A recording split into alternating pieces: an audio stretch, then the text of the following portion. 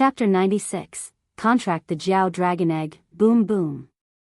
The sound of the explosion reverberated in the cave within the cave that was affected by the energy of the toad's self-detonation. The cave outside instantly collapsed, and the cave within trembled incessantly as numerous rocks blocked the entrance. A very faint yellow smoke drifted into the cave within the cave, mixed together with the dust, making it difficult to detect. Lu Muyan's brows furrowed as she stared at the blocked entrance, then raised her head, looking at the ceiling of the cave where a hole was blasted open by the lightning, then asked Ming Xiu, "Are we going out from the top of the cave?" The location of the cave within the cave wasn't below the cold pond, and the sky above the cave was pitch black, so she didn't know where it led to. The passage outside the cave's already blocked. "I know where the top of the cave leads to, so it's all right." Ming Xiu glanced at the hole casually and replied. The two walked together and prepared to go out from the top of the cave together, while the Scarlet Frost Jiao, whose aura was superficial now, bore pain in its eyes, then slowly looked up at Lu Muyan and said, "Wait." Lu Muyan turned her head and looked at the Scarlet Frost Jiao in surprise. "Need something? I beg you to take it with you." The Scarlet Frost Jiao touched the Jiao egg affectionately with her head, sentimental and reluctant to part with, but with firmness. "Why?" Lu Muyan was very puzzled. The Scarlet Frost Jiao had desperately tried to protect the Jiao egg before. Although its aura was weak right now, but as long as she protected her demonic crystal and continued to absorb the spiritual force of heaven and earth, it should survive until the being within the Jiao egg forms and breaks the shell. The Scarlet Frost Jiao sighed, "I can't protect it. The demonic beasts that covet it aren't just the ice toad. At most, I can survive until it breaks the shell, but I've already lost the ability to protect it." "Then why let me take it away? You're not afraid that it'll be harmful to it?" Lu Muyan raised an eyebrow. She wondered why a Jiao egg would attract the coveting of other high-level demonic beasts. She still remembered that the toad said that as long as it ate the Jiao egg, it could transform successfully. But under normal circumstances, the crystal core of a Tier 6 Scarlet Frost Jiao was much more valuable than an unformed Jiao egg. "I have no other choice. You just returned it to me, which proves that you don't have a bad nature. I believe that as long as you can take it, then you will definitely not mistreat it in the future." The Scarlet Frost Jiao paused, then with determination in her tone, "I'd rather let it be your spirit pet than for it to be seized by other demonic beasts for refining and never be able to reincarnate." Lu Muyan felt a deep maternal love for the Jiao egg from the Scarlet Frost Jiao. The faint fluctuation in the Jiao egg that she felt earlier when she touched it also made some softness rise in her heart. She thought for a bit, then with sincere eyes, "All right. I will definitely treat it as a partner." "Thank you." The Scarlet Frost Jiao's misty eyes revealed gratitude. It closed its eyes and nudged its head. A gentle force pushed the Jiao egg before it towards Lu Muyan. Lu Muyan took the Jiao egg with both her hands, pressed her lips, then bit her index finger.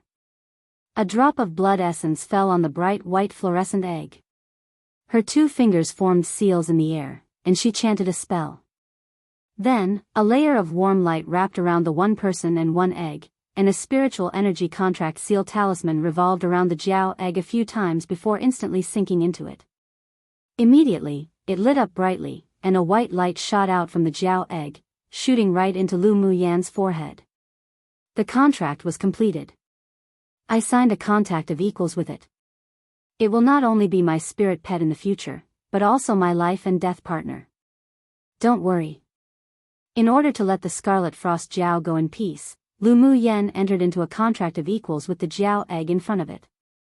The Jiao egg is from the bloodline of the Scarlet Frost Jiao, so it could clearly feel the power of the contract. Its high-hung heart also settled down and once again said gratefully, "Human, a mere thank you is an insufficient response to such a huge favor. Let these things be considered a thank you gift for taking care of it in the future. Come and read on our website Wuxia World site." Thanks. After the Scarlet Frost Jiao finished speaking, it released a mental energy that shot directly towards the wall in the deepest parts of the cave. After a few sounds of rumbling, a crack appeared on the cave wall, and a pile of spiritual herbs and spars, along with dozens of demonic beast crystal cores, flew out and was placed in front of Lu Muyen. Lu Muyen swept the things on the floor with her eyes and nodded. "I'll accept your kindness, but I want to ask you a question." "Go ahead. Why did that ice toad covet your Jiao egg? And based on what you said, there'll be other demonic beasts who want it." Lu Muyen had already contracted the Jiao egg, so she naturally needed to figure out the situation. The Scarlet Frost Jiao seemed to have anticipated Lu Muyen's question and said without hesitation, "Its father is a golden dragon that met with misfortune and fell onto this interface. After its injury recovered, he was forced to tear through space and leave. I initially wished that after I successfully passed the tribulation and transformed, our family could be reunited, but it seems that it's impossible now. That toad and a few nearby demonic beast kings know that its bloodline contained the golden dragon's bloodline, so they wanted to refine it." The Scarlet Frost Jiao sighed and added. Lu Muyen's eyes revealed some understanding. The golden dragon is a superior demonic beast species. The blood essence of the dragon clan was exceptionally precious. After refining it, it could advance one's cultivation base, and was indeed very attractive to other demonic beasts. "Leave now, the both of you," the Scarlet Frost Jiao suddenly said. Without waiting for Lu Muyen's response, it glanced at the Jiao egg in her hands with yearning and sentiment, then closed its eyes peacefully and poured the last trace of demonic energy into its crystal core. Then the Scarlet Frost Jiao's body gradually became transparent, and finally, together with the crystal core, turned into a blue light and flew into the Jiao egg. It left the essence of its entire life to its child. Lu Muyen rubbed the Jiao egg she was holding in her hand and felt a powerful energy merge with the little thing within the egg. Her face revealed slight softness. "Woman, let's go." Ming Xiu walked beside Lu Muyen, his handsome face revealing slight tenderness. Lu Muyen nodded, but her face changed the moment she looked up at Ming Xiu. She immediately grabbed one of Ming Xiu's wrists and probed it, then said with an inscrutable expression, "You are poisoned." Ming Xiu looked at Lu Muyen in surprise but knew that she wouldn't lie. He used his mental energy to probe the meridians in his body but didn't find any oddity. Just as he was about to speak, he felt a hot sensation spread all over his body.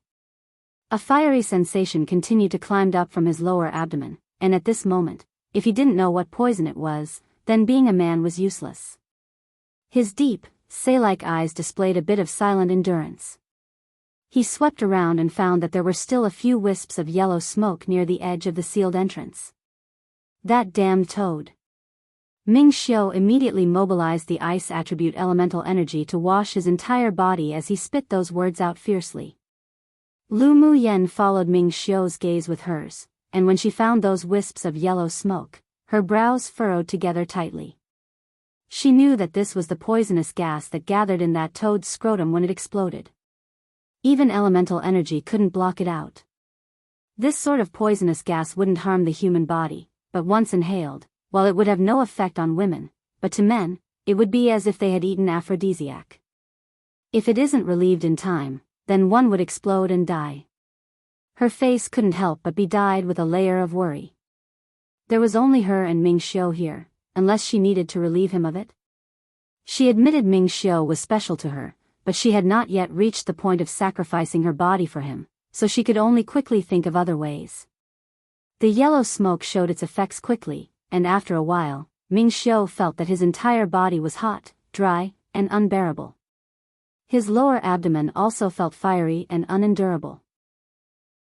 When he smelled the faint fragrance of medicine from Lu Muyen beside him, he only wanted to hold her in his arms and possess her completely.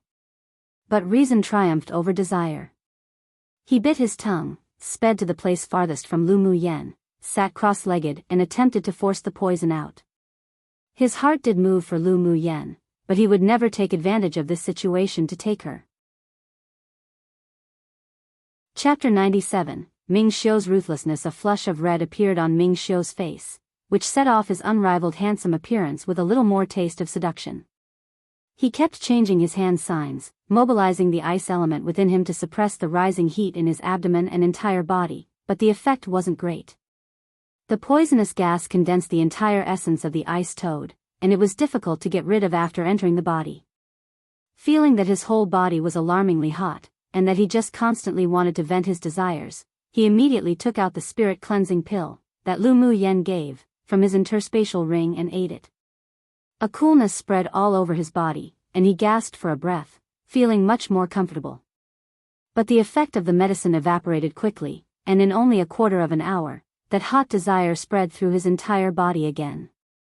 The moment Ming Xiu opened his eyes, he met with Lu Mu Yan's pair of beautiful eyes dyed with worry. The fire of desire in his chest burned even more vigorously. He immediately shut his eyes and muttered a calming scripture. Lu Mu Yan's brows furrowed together and couldn't help pacing back and forth. But even when she had such rich experience in her previous life, she had never encountered such a situation before. The flush on Ming Xiu's face grew darker as the ice elemental energy simply couldn't suppress the explosive desire at all. He bit the tip of his tongue hard to keep his reason. Mo Yen, do you have any ideas? Lu Mu Yen thought and thought but still didn't have any ideas. In the end, she could only ask for help from Mo Yen on her shoulder. Mo Yan's eyes remained light, fell silent for a moment, then said, "You want to detoxify him with yourself?" Lu Mu Yen furrowed her brows even more and said helplessly, "I don't know. If she must use herself to get rid of Ming Xiu's poison, then she could only suffer a loss and sacrifice her body." After all, the body of a virgin seemed insignificant compared to Ming Xiu's life. Except she hadn't yet fallen in love with Ming Xiu. For her to sacrifice her body just like this to detoxify him this time, she would feel awkward and too embarrassed, so if she could get rid of it using another way, it was for the best. With complexity in his eyes, Mo Yen looked at the flamboyant, red-clothed man, who had stabbed his thigh with a sword in an attempt to stay conscious. "There is another way to save him besides you sacrificing your body." "What way?"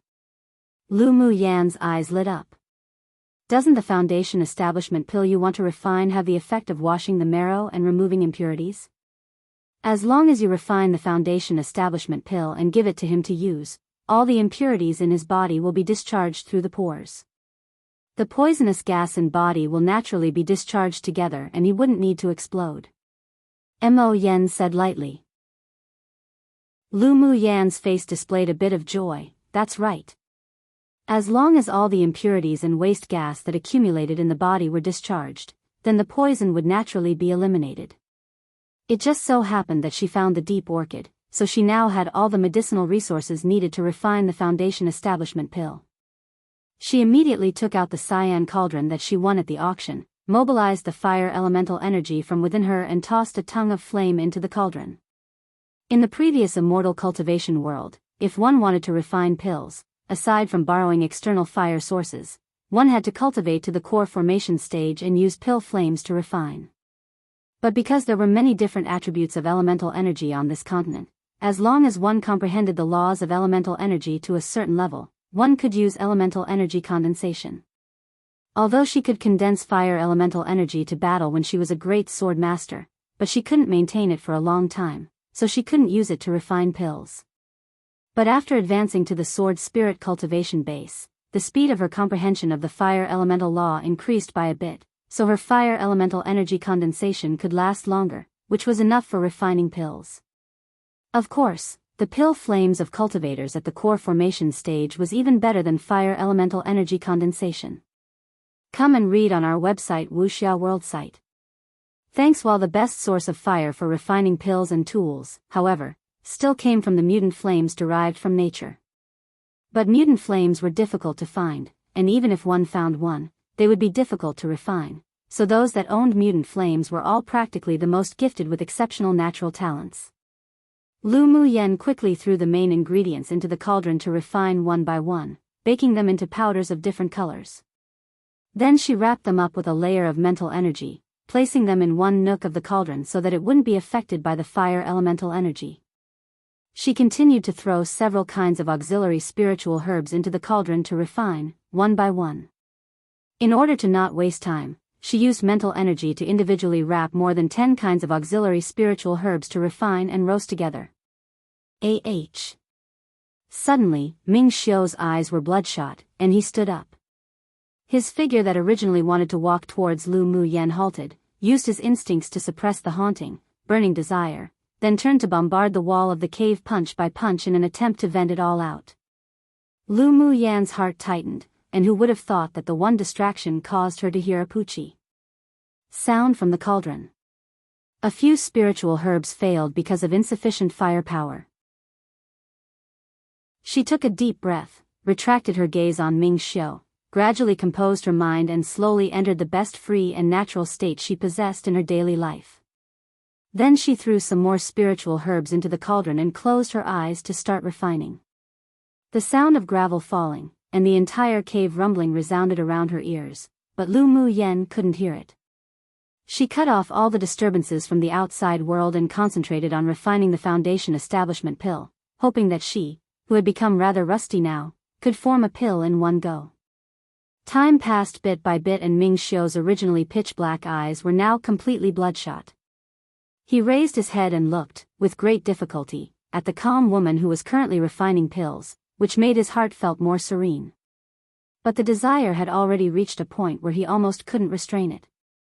This was the first time in his life that he was in such a sorry state, not to mention it was in front of the woman that his heart moved for. He pressed his thin lips together and made a decision. Ming Xiu struck out a few Taoist seals, then he sat on a rock, and gradually, a layer of frost emerged on him. The frost increased little by little, and in the end, it turned into a piece of ice, sealing his entire person within it. There was a look of shock in Mo Yan's eyes. This man's perseverance and heart were really too strong. If it were another sword master, even if their cultivation level was exceptional, they may have long been unable to hold back and would have reached their hands towards Lu Mu Yan already. As a demonic beast himself, Mo Yan was well aware of the strength of the poison in that mutant toad's scrotum. Mental energy and elemental energy couldn't block it out, and the most important thing was that it was indiscriminate poisoning. That was, regardless of if one were a normal human or a person with exceptional cultivation base, this poison had the same result. Changing his perspective, he thought to himself that even if he were still at his peak, if he were infected with this kind of poison, he might not have maintained such a long period of reason and sober consciousness like this. Moreover, Ming Xiu, this man, was ruthless to others, but was even more ruthless to himself. When his consciousness began to blur, because he didn't want to hurt Lu Mu Yan, he actually sealed himself in ice with elemental energy. If he failed to thaw, then had become an ice sculpture forever. Mo Yan glanced at Lu Mu Yan who was concentrating on refining pills, sighed, bit the tip of his tongue hard, and a drop of blood essence shot from his mouth and fell straight into the cauldron. He didn't tell Lu Mu Yan just now, but in addition to washing the marrow and removing impurities, he also needed to add his blood essence to completely detoxify the scrotum poison of that toad. It's just that losing this bit of blood essence that was combined with his king-class bloodline meant that all the cultivation he did since awakening had been in vain. Wang. 2 hours later, the cauldron made a buzzing sound, and a few bright, smooth, and lustrous pills flew out from within the cauldron, its fragrance overflowing. A slender jade-like hand made a gentle wave, and the plump and rounded pills fell into her palm. Lu Mu Yan opened her eyes and took out a porcelain bottle, placing 3 of the foundation establishment pills in it, then held the one that was left in her hand. She stood up and was prepared to give it to Ming Xiu to use. Yet who knew that she would see a scene that shocked her and make her heart tremble? What entered her eyes was an ice sculpture and, horrifyingly, the man sealed within was precisely that red-clothed, seductively handsome Ming Xiu. Note, Aw Ming Xiu. Chapter 98, Touched and Heart Moved on November 22, 2021 by May Our Come True Table of Contents within the ice sculpture. The handsome man had his eyes tightly shut, his face calm, but his inborn domineering temperament, as if looking down upon the world, could still be felt through the ice. Lu Mu Yan's eyes were filled shock. She bit her lower lip and asked Mo Yan with difficulty, "He sealed himself in ice?" "Yes. He almost lost control just now and sealed himself in ice when he almost lost consciousness." Mo Yan's light voice carried a bit of admiration. "Ming Xiu." Lu Mu Yan murmured to herself while holding the foundation establishment pill tightly. Her heart was deeply shaken.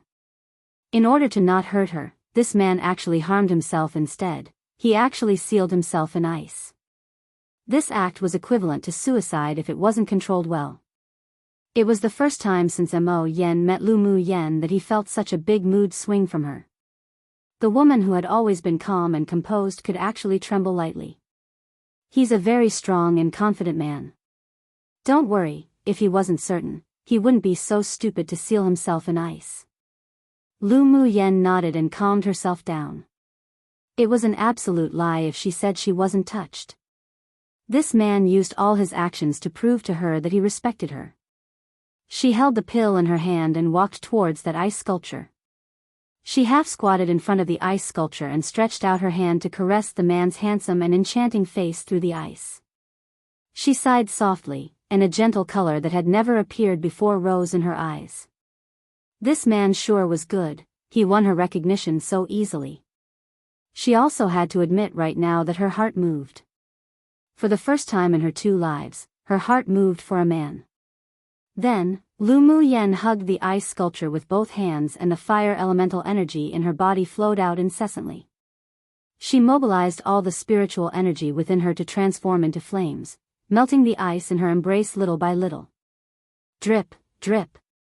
The ice sculpture was melted into droplets that kept dripping to the floor by the small tongues of flames made from fire elemental energy. 2 hours later, the last layer of ice that separated the two of them was completely melted by the flames and tightening of her arms. She hugged Ming Xiu's body. But his body wasn't as cold as imagined and was instead rolling with heat. The flush on his face grew deeper and deeper, like a human stove, as if it weren't suppressed, it would explode. While feeling the fiery body of the other party, she also felt that was another stronger force that traveled around his entire body, suppressing the heat of desire that constantly rose from his lower abdomen. It were as if a stone was dropped into the lake of Lu Mu Yan's heart, creating circles upon circles of ripples. She quickly let go of Ming Xiu, fed the pill in her hand into his mouth, then stepped back and meditated not far away from him to restore her spiritual energy.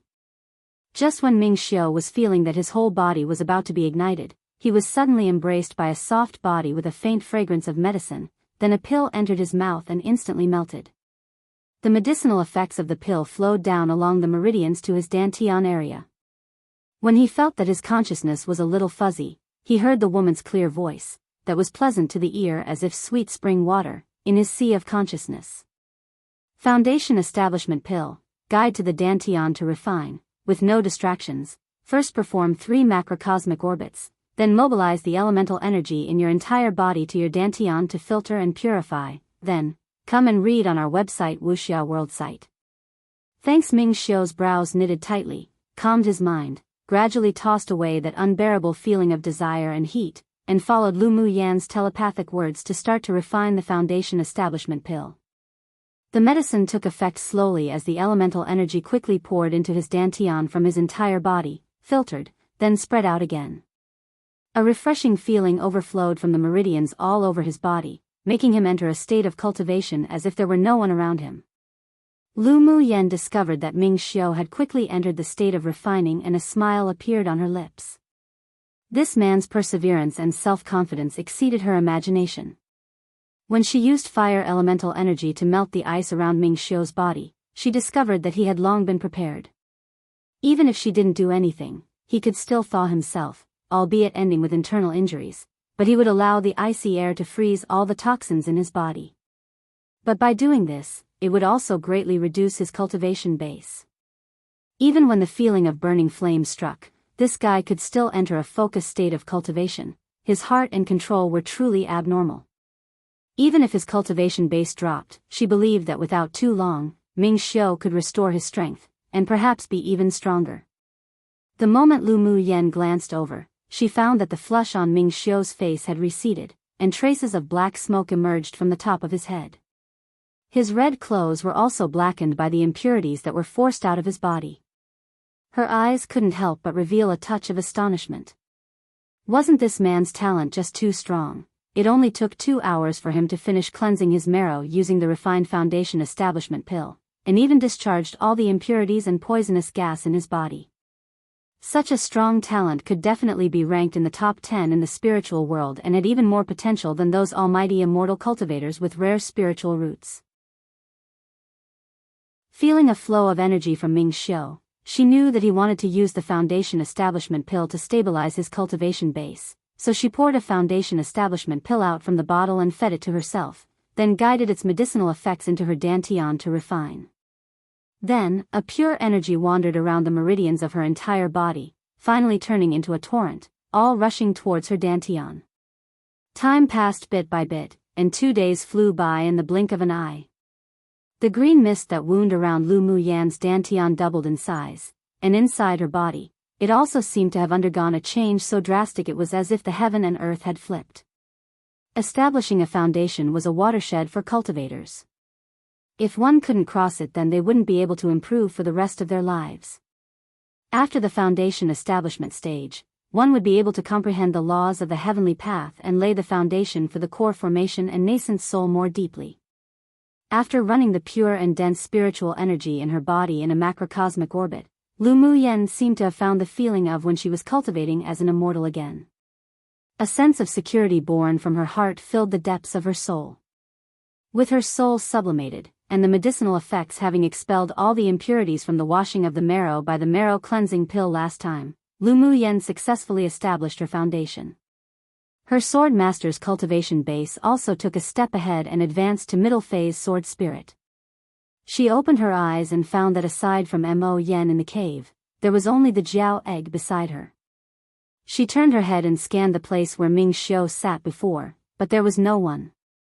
He went out half a day ago. Mo Yen saw the befuddlement in Lu Muyan's eyes and said to resolve her confusion. A softness rose on Lu Muyan's face, and she reached out to rub Mo Yan's furry head, which attracted a cold glare from the other party. She couldn't help but laugh out aloud. Mo Yan, thank you for that drop of blood essence. She had already noticed that Mo Yan had incorporated his blood essence into the Foundation Establishment Pill. When she was refining the Foundation Establishment Pill, she even felt a pure demonic beast power integrating with her meridians. When she was washing the marrow and removing impurities, it also merged with her bone marrow. Her Bodhi's toughness also heightened a level, and the flesh-refining skill had also reached a bottleneck. Where's the need for politeness between you and me? Mo Yen turned his head, feeling slightly awkward as he uttered these words. Lu Muyan's heart warmed, and she wanted to reach out and rub his head again but was avoided by him. She restrained her smile and said, "I'll refine the pill for you later." The power contained in that drop of blood essence of Mo Yan's probably consumed all his recent cultivation. Lu Muyan felt indebted, so she just wanted to quickly refine the pill that can improve his cultivation for him to refine. All right. As soon as the words of the one human one beast fell, Ming Xiu, dressed in his flamboyant red clothes, flew down from the hole on the top of the cave that was created by the bombardment of thunder. He walked straight to Lu Muyan, his gaze deep and unfathomable as the endless sea while revealing a bewitching smile. "Woman, you're awake." Chapter 99. Reveal intel. Lu Muyan stood up and faced Ming Xiu with a light upwards curve on her lips. The two had a tacit understanding, and neither spoke of the poisoning from before. "Where did you go? Where does the top of the cave lead?" Lu Muyan glanced at the pitch-black top of the cave and asked. Ming Xiu took out a bag of brown fruits from his interspatial ring and handed one to Lu Muyan. "I was afraid you'd be hungry when you wake up, so I went to find some spiritual fruits. This mountain top isn't far from the wooden hut of your academy's trial site." Lu Muyan didn't feel hungry at this point because as long as one successfully established their foundation, one didn't need to eat food anymore, but she didn't want to let down Ming Xiu's good intention. She took the fruit and copied how Ming Xiu peeled the skin, revealing a pink fruit within. She bit into it, a delicious sweet and sour taste, and it even had the slight effect of strengthening bones. "This fruit is a Qilan fruit one?" She hadn't seen this kind of fruit in the spiritual world before, but it was recorded in the Tianling continent's flora record. Qilan fruit generally grew in icy places and was exceptionally rare. It had the effect of helping humans and demonic beasts strengthen their bones. With frequent intake, it could even achieve the effect of tempering the body. Yes. I see that your body is as strong as a demonic beast, so you must have cultivated a special body-refining skill. I happen to know a place where Qilan fruit grew, so picked it all back. Ming Xiu stuffed the entire bag of Qilan fruit to Lu Muyen. Save it and eat it slowly. Lu Muyen wasn't quarrelsome either. Ming Xiu didn't refine his body as he used long-range attacks every time he fought, so the effect of this Qilan fruit was more suitable for her. Then thank you very much. Ming Xiu furrowed his brows slightly and his devilishly handsome face approached Lu Muyen's, chuckling as he said, "We still need a thank you between you and me?" A faint pale pink rose on Lu Muyen's extremely beautiful face. She took a step back and changed the topic. When will you go to the place where the heavenly frost golden crystal is sublimating? Her heart did move for Ming Xiu, but their relationship still wasn't deep enough to be together just yet. She still had other things to do. Besides, she didn't understand Ming Xiu enough, only that this person was very powerful, had a deep connection to the Ming Chamber of Commerce Alliance, and nothing else. She wanted to go with the flow. If they were interested in each other, they would eventually be together in the future by fate. She preferred feelings that came naturally. Of course, because Ming Xiu was special to her, she didn't reject his closeness. There was a smile in Ming Xiu's long and narrow eyes. This little woman didn't resist his closeness, which was a good start. According to the intel and the reports, there should be another 5 or 6 days left for the formation of the heavenly frost golden crystal. It only takes 3 days from here. I still have to go to a place to find some materials for refining magic tools. Do you want to come with me? Lu Muyen thought for a moment, then raised her eyes and said, I want to go back to hand in the second trial mission first, then head to the place where the heavenly frost golden crystal's forming, otherwise I won't make it. Ming Xiu's fire elemental energy comprehension was even deeper than hers, so she had sighed inwardly before, that if this person wasn't a smith, it would truly be a waste.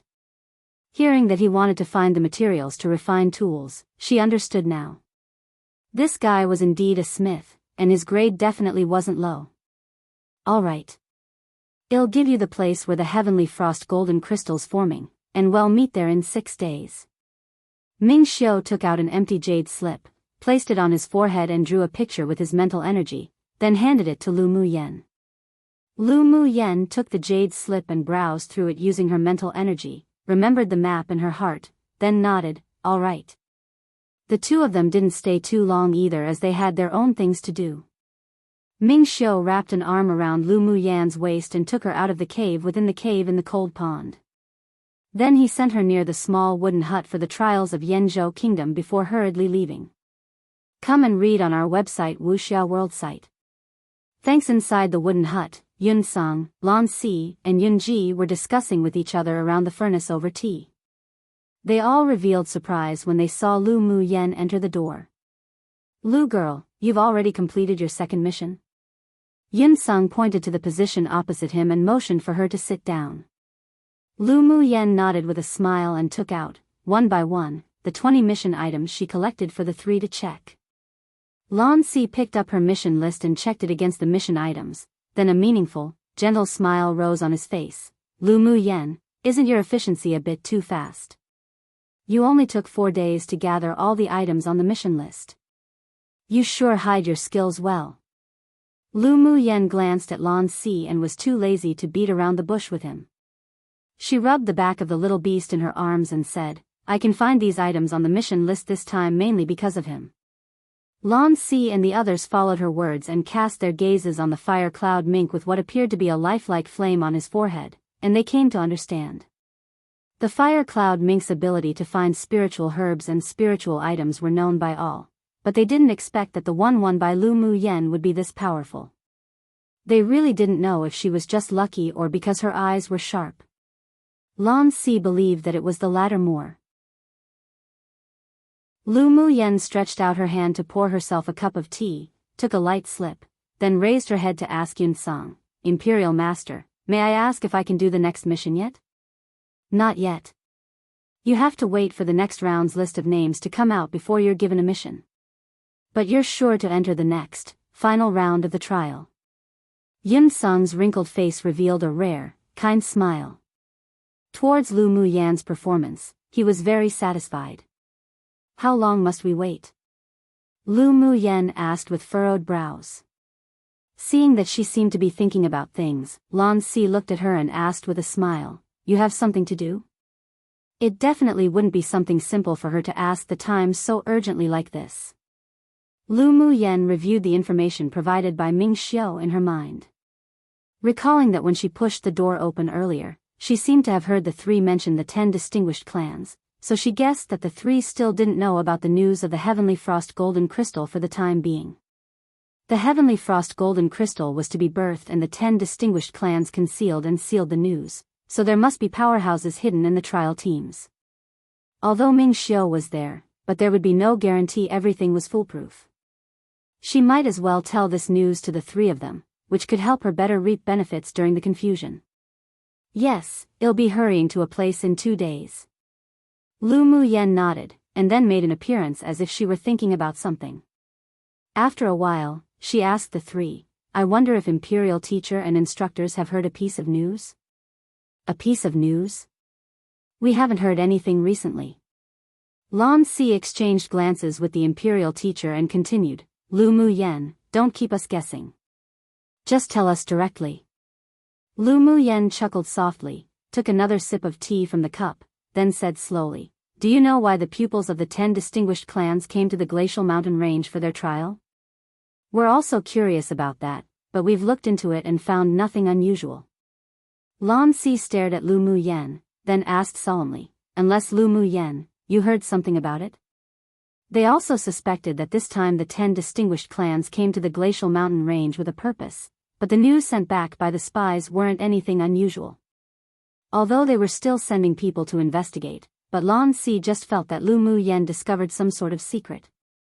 The main purpose of the 10 distinguished clans this time isn't the selection trial, but rather they discovered the location of where the Heavenly Frost Golden Crystal will sublimate, and they're using the trial as a guise to cover for their movements.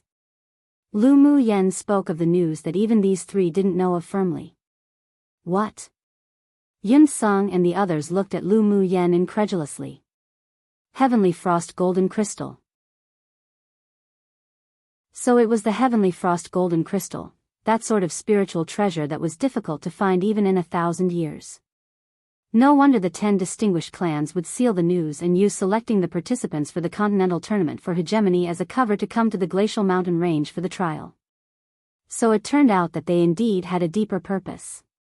One Qilin, also known as Kirin, no real English translation except for unicorn, but unicorn is a different species altogether in China too, aka Du Jiao Shou. Leaving it as the pinyin. Chapter 100. Various parties dispatched. The shock in the eyes of the three weren't concealed. Hearing such explosive news made them all unable to sit still. "Lu girl, how did you get this news? Is it accurate?" Yun Sung's expression was deep and solemn. Lu Muyan nodded with certainty. "I'm certain the news is accurate. But it's not convenient to tell Imperial teacher how I obtained it." For the time being, she didn't want to disclose that she and Ming Xiao knew each other to others. Yun Sung knocked on the table lightly. He guessed that Lu Muyan's news came from the Ling clan. After all, the 10 distinguished clans sealed the news jointly and they had investigated it for so long yet received no definitive news, so it was impossible for her to obtain this secret from someone else. Lan Si, Yunji, what do you two think? Yun Sung looked up at the two and asked after a bit, which also fully demonstrated his trust in the two. A smile of interest rose on Lan Si's gentle and refined face. Such an opportunity, naturally we should go join the fun. The Heavenly Frost Golden Crystal was very useful to him. Since he knew that this thing was being born, then he naturally wanted to go compete for it. I also think it's necessary to join in the fun. Yun Ji's eyes also displayed some enthusiasm and desire. Yun Sung nodded, then asked Lu Muyan, "Lu girl, do you know the location of where the Heavenly Frost Golden Crystal is forming?" "I do. According to the intel, there is still around 6 days left until the formation of the Heavenly Frost Golden Crystal." Lu Muyan replied with a smile. With a spiritual item like the Heavenly Frost Golden Crystal being formed, I believe that the 10 distinguished clans have also sent out experts in accompaniment. I will send a message to the Empire to ask for reinforcements. Yun Sung immediately told the two of them, wait one more day, and you two take those students who've completed the second trial mission there. I'll arrive later. Yes. Lan Si and Yunji replied. On the second day, the students participating in the trial returned one after another. Yun Zmo, Lu Mu Bai, Yun Lan, Yun Jin and Xiao Ziyang all completed their tasks before night. But what surprised Lu Mu Yen a little was that among the people who returned, aside from Ji Han Su and Fu Chen who were within expectations, the winner of the Earth class, who was hostile towards her, named Lu Xiang also completed the second trial mission. She lowered her eyes to hide the look in her eyes and became more wary of Lu Xiang in her heart. This woman felt rather not simple to her. At night, as the time ordered by the imperial teacher arrived, Lan Si announced to those who had returned, congratulations to all of you for successfully passing the second round of the trial test. Now I have one important thing to tell everyone. Seeing the confusion in the eyes of the several people, Lan Si also stopped keeping them suspenseful. We have received reliable intel that the purpose of the 10 distinguished clans coming to the glacial mountain range for the trial is actually not to compete for the quota, but because they discovered where the heavenly frost golden crystal was about to sublimate and form. I will take you there to have a look. This time, it doesn't count as a trial mission. The final trial mission is to be determined and will continue after returning. Of course, if you can get even a tiny amount of heavenly frost golden crystal, then it's considered your fortuitous encounter. You don't have to hand it in to the Academy or Empire. Lan Si then added, you can choose to go or not to go. Hearing it was the heavenly frost golden crystal, the eyes of those here lit up brightly. No one wanted to miss such a good opportunity, so no one chose to withdraw. Very well. You have one night to rest. Well, leave early tomorrow morning. Lan Si's gaze swept over them with satisfaction and ordered. Yes. At night, Lu Mu Yen and Lu Mu Bai, together with the others, sat drinking tea and chatting. Come and read on our website Wuxia World site. Thanks, drinking a cup of warm tea in such cold weather was very comfortable, so as long as they were within the wooden hut, Lu Mu Yen would make a pot of spiritual tea. Yenner, did you hear this news from the Ling clan? Or from Yi Qinghan? Lu Mu Bai felt that it was strange ever since he learnt that the news was told to the imperial teacher and the others by his younger sister. The 10 distinguished clans were together in this, so they definitely wouldn't allow anyone to spread such news this time. That's why he constantly felt that Lu Mu Yan's source for the news wasn't from the Ling clan or the Yi clan, but he couldn't guess who else would know such secret information. Neither. A friend told me. Lu Mu Yan shook her head but didn't tell them about Ming Xiu. Based on what occurred during the auction last time, her elder brother and the others didn't know that guy. Lu Mu Bai's indifferent eyes grew darker, but he didn't continue to ask any more. Let's rest first. We still need to hurry over tomorrow. Yun Lan and the others also saw that Lu Mu Yen didn't want to say any more, so after hearing Lu Mu Bai's words, they all sat alone and started to recover their physical strength and elemental energy. Outside the wooden hut, in a place hidden in the thicket, a woman stood under a big tree as if waiting for someone. Not long after, a man in a black cloak appeared next to the woman. His face couldn't be seen clearly, and his voice was hoarse, obviously deepened on purpose. How's the plan being completed? The woman froze, then immediately recovered her calm and said respectfully, Lord's secret envoy, Lu Mu Bai and the others always surround Lu Mu Yen, so it's difficult to act. During the second trial mission, she was too fast, and I lost her, but now there's an opportunity. Oh. What opportunity? The man suppressed the anger that made him almost berate her. The 10 distinguished clans found the place where the heavenly frost golden crystal's going to form. Well, rush there tomorrow with Lan Si. By then, there'll be a lot of people snatching for it. In the confusion, it'll be much easier to get rid of Lu Mu Yen without being discovered. The woman said cautiously. The man froze for a moment, obviously not expecting to hear such news. What? You mean the heavenly frost golden crystal? No wonder the 10 distinguished clans would choose to complete their trial in the glacial mountain range. So it's because they discovered such a peak-grade spiritual item. Do you know when the heavenly frost golden crystal will form? The man paused, then asked with a hint of excitement in his tone. There's still around 6 days before forming. The woman replied. The man drew his cloak tighter around him, then asked, do you know the specific location? That's not clear. Lan Si didn't tell us in detail. The woman's eyes carried with it slight obscurity. The man considered it a little, then said, act according to the plan. When you get to the location of the heavenly frost golden crystal, you must take advantage of the chaos to find a chance to dispose of Lu Mu Yen. Of course, it would be better to kill Lu Mu Bai together as well. Understood. When you leave tomorrow, remember to leave a secret signal. It'll lead some people to follow secretly. From the man's throat sounded a sinister cackle. Well, definitely obtain the heavenly frost golden crystal. When that time comes, well, send people to cooperate with you to kill those siblings. Go back first, don't let that old bastard Yun Song discover your identity. Yes, Lord's secret envoy.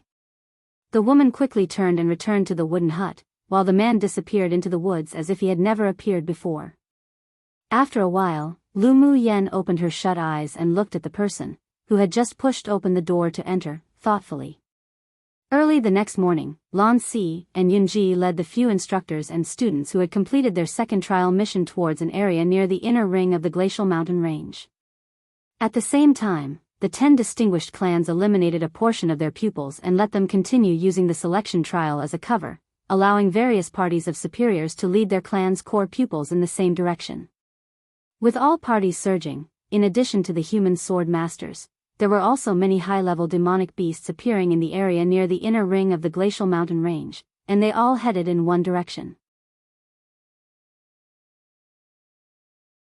Chapter 101, Chaotic Battle. According to Ming Xiu's map, the heavenly frost golden crystal was under a large iceberg close to the inner ring of the glacial mountain range. From the wooden hut for the trial, it was only 3 days away. Lan Si took Lu Mu Yen and the others rushing all the way. On the way, they constantly encountered demonic beasts, but they slayed them one by one. 4 days later, the group reached a deep and dense forest where no ice blue could be seen. The dense plants that grew in the forest were all red, and even the soil was a dark red here. As far as the eye could see, it was red through and through, as if an undulating sea of fire. The rustling sound from demonic beasts running could be heard from time to time, and it was occasionally accompanied by a few beast roars. The most important thing was that when they encountered demonic beasts nearby, they were no longer attacked, and those demonic beasts that ran towards the depths of the woods just directly ignored them. Lan Si, why do these demonic beasts give up attacking when they see us? Ji Xian asked with a solemn expression on his face as he watched a Tier 5 water crocodile dash past them quickly but not attack. Lan Si had a gentle smile on his handsome and refined face. They're naturally going for the heavenly frost golden crystal. It seems that the heavenly frost golden crystal's not far from forming. It's even causing such madness from the demonic beasts. As expected of a legendary spiritual item. Yin Ji sighed with mixed emotions. Let's quickly go too. Not only might we not even be able to drink any soup if we arrive late, but we may even encounter a group attack by demonic beasts. Lan Si waved his hand and led the group of people towards the depths of the woods quickly. The longer Lu Mu Yen walked, the more there was an indescribable sense of oppression. It not only came from this spooky red forest, but there was also a feeling of being enveloped by something. Mo Yen, have you noticed anything unusual? Lu Mu Yen asked Mo Yen on her shoulders as she walked. Mo Yen's cold eyes were also dyed with a layer of vigilance at this time. This forest has been locked onto by a Tier 7 demonic beast. We're bound to encounter the attack of a group of beasts not far ahead. Tier 7 demonic beast? Then haven't they already transformed? Lu Mu Yen was startled, but there wasn't too much shock. With a spiritual item like the heavenly frost golden crystal being born, it'd be weird if there weren't any high-tier demonic beasts competing for it. A Tier 7 demonic beast was equivalent to the strength of a human sword sovereign. She wondered if there were any sword sovereign experts sent out within the 10 distinguished clans. There definitely would be quite a few sword monarchs. On her side, it seemed that only Ming Xiu was a sword sovereign, so when the chaotic battle begins, he might not even be able to protect her.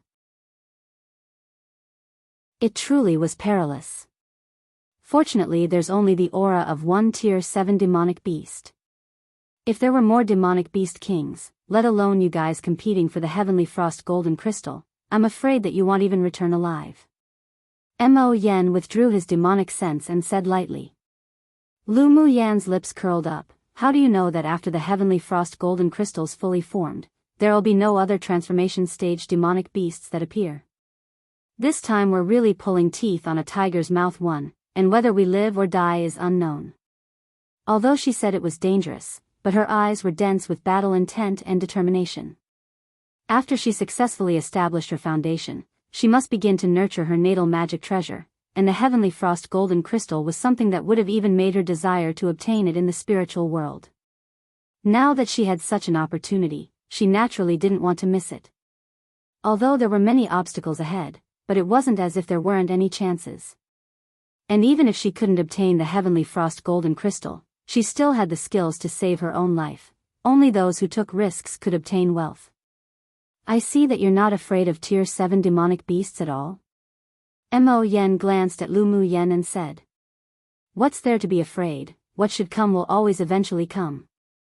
If you lose mentally, then why do you even speak of competing for the heavenly frost golden crystal? Lu Mu Yen unconsciously revealed an inborn self-confidence and intimidating manner. She had never bowed her head down to fate. Mo Yen felt Lu Mu Yan's firm determination and there was a touch of appreciation in his eyes. It was a wise decision to sign a contract with this woman. How could his master easily retreat because of the numerous obstacles and dangers ahead? The path of cultivation had always been to defy the heavens, and going forward courageously was the decisiveness that the strong should have. Come and read on our website Wuxia World site. Thanks, of course, one couldn't act recklessly. If there were already 3 or 5 demonic beasts in the transformation stage ahead, then there wasn't any need to go and send themselves to their death in vain for a spiritual item. Everyone, those who have defensive magic tools, take it out and prepare for battle. Lan Si looked at the crowd not far ahead of them and made a hand gesture to the several people. They're already at war ahead of us. Mo Yan's voice also entered Lu Mu Yan's sea of consciousness at the same time. Lu Mu Yan's mental energy also probed the fierce battle ahead. She took out the golden long whip and held it in her hand, then mobilized a shield that her dad had given her before she left, in front of her, her eyes filled with interest. Roar! Boom! As soon as she approached the depths of the woods, the fighting in front of her grew more intense. The smile on Lan Si's face had subsided and he instructed everyone, let's go have a look. Remember, your life is most important. Be careful. After speaking, he leapt in that direction. Lu Mu Yen and the others also followed him quickly. Around less than a quarter of an hour away, Lu Mu Yen and the others stopped by a rock. The dense red forest ahead had already been razed to the ground by the fight between the humans and demonic beasts. What entered the eyes was a colony of low-level fire ant colony, gushing out like a tide, besieging the elite pupils of the 10 distinguished clans. And their arrival also attracted the attention of the leaders of the 10 distinguished clans. Lan Si, bring your people to help. We'll talk about other things after killing them, otherwise it'll only be a dead end for everyone. The middle-aged man who was acquainted with Lan Si and met in the green forest before resisted the siege of fire ants as he split his focus, yelling towards Lan Si. The elite pupils of the 10 distinguished clans were strong, but the fire ant colony came wave after wave. The sword monarch powerhouses of the clans had all crossed over the fire ant colony to find the queen fire ant to kill, so they could only hold out, but there was already not much elemental energy remaining in them. Now that Lan Si's people were here, whether it was for the heavenly frost golden crystal or not, they naturally had to pull them down the water together too, otherwise even if they succeed in breaking out of this siege, they wouldn't allow Lan Si and the others, who looked on doing nothing, to share a bowl of porridge 3. Lan Si also understood this principle, otherwise he wouldn't bring the students over in such a hurry. All right. Well, withstand a wave for you, you guys go recover quickly. Lan Si yelled to the man, then turned to Lu Mu Yen and the others and said, "Go up and share some of their burden. Use your all, don't feel like you'll get lucky. This way, we'll be qualified to negotiate with them later." "Yes." The several people answered in unison. Not to mention that it was for the heavenly frost golden crystal, just to save their own lives, they also had to go up. The moment they stepped onto this land, the moment they were locked on by the fire ant colony. If the pupils of the 10 distinguished clans were wiped out, it would be their turn next. "Let's go directly to the front and let them have a rest to catch their breaths." Yun Zmo, with furrowed brows, said to the group of people as he saw that the pupils of the 10 distinguished clans were currently very tired, and their elemental energy had been exhausted too much, almost to the point that they could hold on no longer. "Yes." Right after Lu Mu Yen and the others replied, they leapt up and landed directly at the center of the battle, meeting the fire ant colony as they brandished their magic treasures. One Chinese idiom meaning very dangerous. I mean, just imagine pulling teeth from a wild tiger's mouth when they're not sedated. XD2 get them wrapped up in it as well.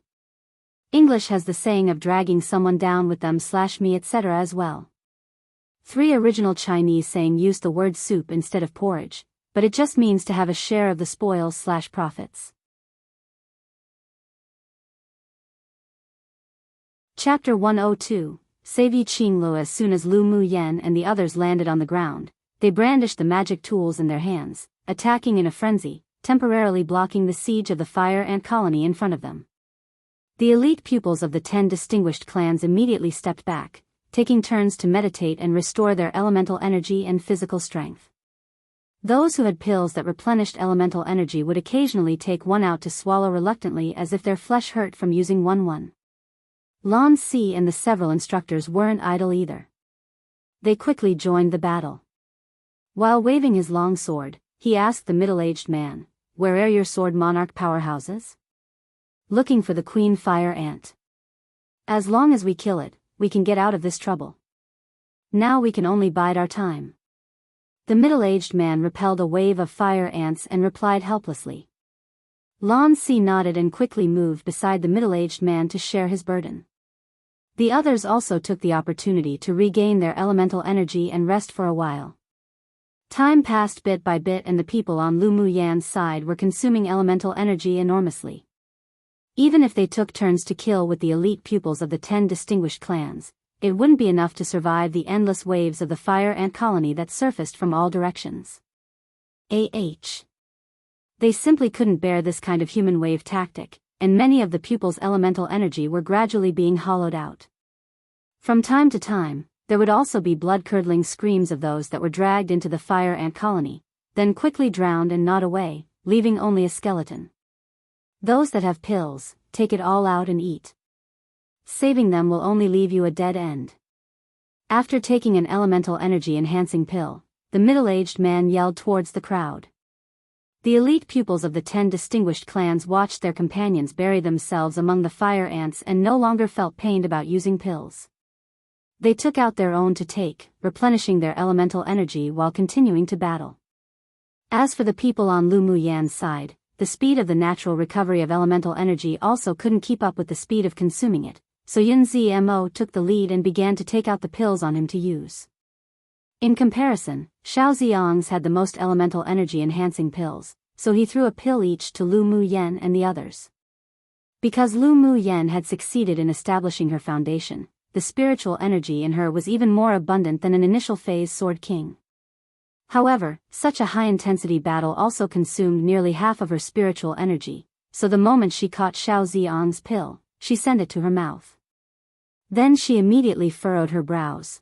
The effect of this pill was a bit too poor. To think it's a grade 2 pill, it was simply not at the same standard as the spiritual energy replenishing pill that she refined. The efficacy of one elemental energy enhancing pill could only replenish 1/5 of the elemental energy. This speed couldn't even keep up with the loss of elemental energy from fighting. Squeak! Suddenly, a piercing scream came from underground, and accompanying the sound were more fire ants that dug through the ground. Although the amount in each wave was less than before, but their levels were far higher than the previous groups of ants. Most of them were Tier 3 or Tier 4, and there were even occasionally Tier 5 fire ants emerging. Elder brother. Due to the chaotic battle against the demonic beasts, Lu Mu Yen had no chance to greet Yi Qing Han and the others. Now she heard a familiar voice not far away. With a turn of her head, she saw that Yi Qing Lu was besieged by more than a dozen Tier 4 fire ants, and her calf had been bitten by a Tier 5 fire ant that was more than half a meter long, which suddenly burrowed out from underground. The blood wasn't stopping, and the two Yi clan pupils that were nearby were simply overwhelmed and couldn't assist. Meanwhile, Yi Qing Han was surrounded by more than 30 Tier 4 fire ants and simply couldn't break free. He could only frantically kill the fire ants that were constantly attacking with bloodshot eyes, desperate to hurry over. But only after moving a little more than a meter, 3 Tier 5 fire ants suddenly emerged from the red earth before him, ground their sharp fangs and attacked him, deliberately blocking his way. Little sister. Yi Qing Han dealt with the 3 Tier 5 fire ants while splitting his focus to pay attention to Yi Qing Le's situation.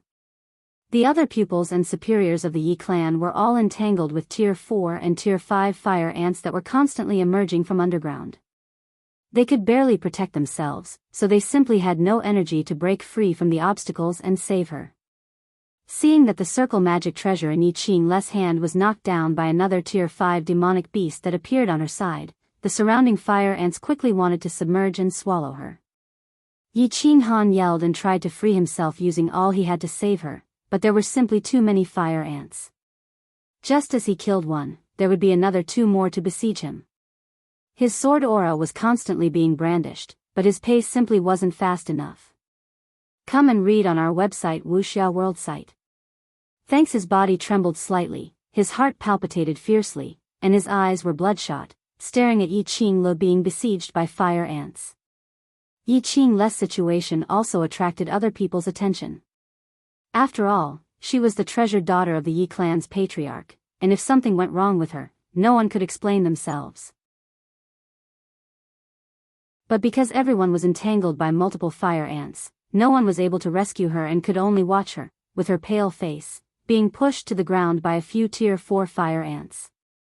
2 Tier 5 fire ants swiftly stepped forward, ground the 2 ferocious fangs in their mouths, then one of them lowered its head, opened its mouth, and bit towards her head. Little sister. Yi Qing Han's voice was desperate. Ignoring the besieging fire ants, he wanted to quickly rush over, but he was still dragged back by a few Tier 5 fire ants, and was even bitten on his back a few times. Yi Qing Le's face was pale and there was a touch of despair in her eyes. She didn't expect that she would be buried in the mouths of these fire ants today. She fixedly looked in Yi Qing Han's direction, her little face full of reluctance to go. Pa! Just when everyone thought that Yi Qing Lu was going to be eaten by the 2 Tier 5 fire ants, a ghost-like white figure suddenly flashed a few times and landed in front of Yi Qing Lu. A beam of golden light flickered and the Tier 5 fire ant that was about to bite down on Yi Qing Le's head was whipped more than 3 meters away. Such a breathtaking scene made everyone feel slightly relieved. Only after the white figure landed were they surprised to discover that it was actually Lu Mu Yen. Elder sister Mu Yen. Yi Qing Lu was already prepared to die, but she didn't expect that Lu Mu Yen would arrive to save her. A layer of mist rose in her eyes as if she had found a backbone. Lu Mu Yen hurriedly approached Yi Qing Lu and pulled her back more than 10 steps away to avoid the attack of the other Tier 5 fire ant behind her.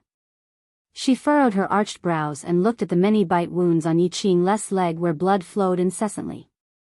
She immediately took out a bottle of powdered medicine and scattered the powder on her wound, helped her up, then said, Qing Lu, don't be afraid, I'm here. Yes, elder sister Mu Yen, be careful. Yi Qing Lu sniffed and forcefully held back the tears in her eyes. She couldn't let Lu Mu Yen be distracted. Seeing Lu Mu Yen suddenly come to save his younger sister like a female celestial, Yi Qing Han's heart that was in despair gradually came back to life, and that white figure was also deeply imprinted in his heart. Snap! Snap! The Tier 5 fire ant that was whipped away was completely angered now. A human woman with a cultivation base 1 tier lower than itself actually dared to treat it in such a way. It was unforgivable. It ground its fangs as it leapt towards Lu Mu Yen rapidly. Seeing that it was robbed of its food, the Tier 5 fire ant that was about to bite Yi Qinglu from behind also became angry. With a roar, it besieged them again together with the encircling Tier 4 fire ants. Lu Mu Yan's eyes grew cold, took out a white porcelain bottle and stuffed it in Yi Qinglu's hands. Quickly, take it all to restore your elemental energy. Then she waved the golden long whip and greeted the dozen or so fire ants that had come up to encircle her. Her black eyes that were originally as bright as the stars now had a sliver of unbridled battle-intent surface in them, mixed with endless icy coldness. Pa! Pa! The others watched as the whip in Lu Mu Yan's hands were as if it had come to life, whipping away each fire ant that approached her and Yi Qinglu one by one. What was even more shocking and unexpected was that, as if it had grown eyes of its own, each whip would directly pierce through a Tier 4 fire ant's head, wrap around the crystal core, and pull it right out. In just a moment, the bodies of Tier 4 fire ants piled up all around her. The two Tier 5 fire ants already bore elementary intelligence, so seeing that she was so bold and powerful, they immediately stopped in their steps and made a few high, shrill cries towards the sky. Then all one saw were the many fire ants, that besieged the others, turn and quickly crawl in Lu Mu Yan's direction. Countless low-level fire ants also surfaced out of the ground to surround Lu Mu Yan and Yi Qinglu, narrowing the attack range bit by bit. Yener! Mu Yen! Several anxious and panicked voices of men sounded around, but because of the influx of fire ants that encircled Lu Mu Yen and Yi Qinglu, even if the others wanted to turn around and help, it would be difficult to break though for a while. At this time, there was only one thought in everyone's mind: Lu Mu Yen was done for. Chapter 103, Prodigal Lady. With Lu Mu Yen besieged, Lu Mu Bai, Yun Lan and the others were all extremely anxious. They quickly slayed the surrounding fire ants and wanted to step forward to rescue her, but there were simply too many ants and too few people. No matter how madly they killed them, they were still held back. Yi Qinghan split the two Tier 5 fire ants before him into halves and ran towards the group of fire ants. But as soon as he approached the periphery of the battle ring, he was encircled and suppressed by the frenzied fire ants that had spun around. Lu Mu Yen waved her golden long whip continuously, and occasionally leapt up and used her powerful body to physically face off against two Tier 5 fire ants who wanted to sneak attack her. The two Tier 5 fire ants, with extremely tough bodies that shone with a cold, red glow all over, when colliding with Lu Mu Yen, were repelled back, and their eyes revealed some confusion. When did the body of a human become so strong and hard? Yi Qinglu ate all the pills that Lu Mu Yen had given her. As soon as the pills were taken, it turned into boundless elemental energy that spread throughout her meridians, and her dry dantian was quickly replenished. Her eyes lit up, and the moment her elemental energy was replenished, she beckoned with her hands to the magic treasure rings on the ground. The two rings immediately lit up brightly and turned into two streams of light, flying into her hands. The wound on her leg also stopped bleeding thanks to Lu Mu Yan's medicinal powder. Even the torn opening was slowly healing. She threw her two rings, approached Lu Mu Yen, and fought with her back-to-back to deal with the besieging group of fire ants. Elder Sister Mu Yen, what do we do? Yi Qinglu watched as the fire ants attacked them in groups. Her despair remained, but she still looked towards Lu Mu Yen with trust in her eyes. Lu Mu Yen wielded the golden long whip, and practically dealt fatal blows with each strike as fire ants fell in front of her one by one. A murderous aura that had never been revealed before rose on her. She took out another bottle of spiritual energy replenishing pills and stuffed it to Yi Qinglu, reassuring, fight. The moment your elemental energy is exhausted, immediately replenish it. You must protect yourself well. Yes. Yi Qinglu took the white porcelain bottle that still carried Lu Mu Yan's body temperature. Seeing that at the same time as brandishing her long whip, she still unconsciously protected her from harm, a warm current rose in her heart. Aside from her elder brother, Lu Mu Yen was the first person to protect her with her life, and her eyes couldn't help but feel a little moist. Lu Mu Yen controlled the shield in front of her and separated it into 4 afterimages, enclosing Yi Qinglu within. Then she narrowed her eyes and her lips rose in a daring arc. She tapped her foot lightly and flew straight into the group of fire ants. Did Lu Mu Yen go crazy? Not far away, those that slayed the fire ants while also focusing on Lu Mu Yan's battles saw her rush into the group of fire ants as if she were seeking death and couldn't help but let out a sound of surprise. Yener. Lu Mu Bei's expression changed drastically. Although he knew that his younger sister wouldn't do impulsive things if she didn't have any certainty, but he still couldn't help but feel his heart rise and hover in his chest. He headed towards Lu Mu Yen as he killed Mu Yen. Yun Lan, Qi Yi Xian and the others were also taken aback by her actions. Such behavior was undoubtedly suicide. What was wrong with her? Yi Qing Han gritted his teeth, suppressed the shock and worry in his heart, then madly killed the fire ants to break through and join Lu Mu Yen. Lan Si, who had been able to temporarily free himself, couldn't help but reveal a worried look and headed quickly in Lu Mu Yan's direction. He couldn't let her fall here. Not far away, Lu Xiang, who was dealing with more than a dozen Tier 3 fire ants, revealed a gloating smile in her eyes. Lu Mu Yen, this trash, was really stupid. She actually put herself in such danger for Yi Qinglo, and now she acted even more stupidly, rushing into the group of fire ants to seek death. It seemed that, even without her needing to act, this trash would still die without a grave. Xue Ling and Xianing Xian also had the same thoughts as her. They all wished that Lu Mu Yen would just be torn apart and swallowed by the fire ant colony. When everyone all thought that Lu Mu Yen wouldn't live long, suddenly, a white shadow quickly shuttled through the crevices between the fire ant colony. Her golden long whip was fast, accurate and ruthless, piercing the weakest part of the fire ant's head where the demonic crystal was, either shattering the demonic crystal or pulling it out. Come and read on our website Wuxia World site. Thanks. What stunned everyone even more was the fact that she frantically waved the long whip in one hand while holding a white porcelain bottle in the other, constantly pouring pills into her mouth. The fragrance of pills overflowed, and the people surrounding her who smelled the serene scent within the pills were shocked. This was definitely a high-level pill that was even more effective than the elemental energy-enhancing pill. How did she have so many? Lunatic, Lu Mu Yen. This woman's a lunatic.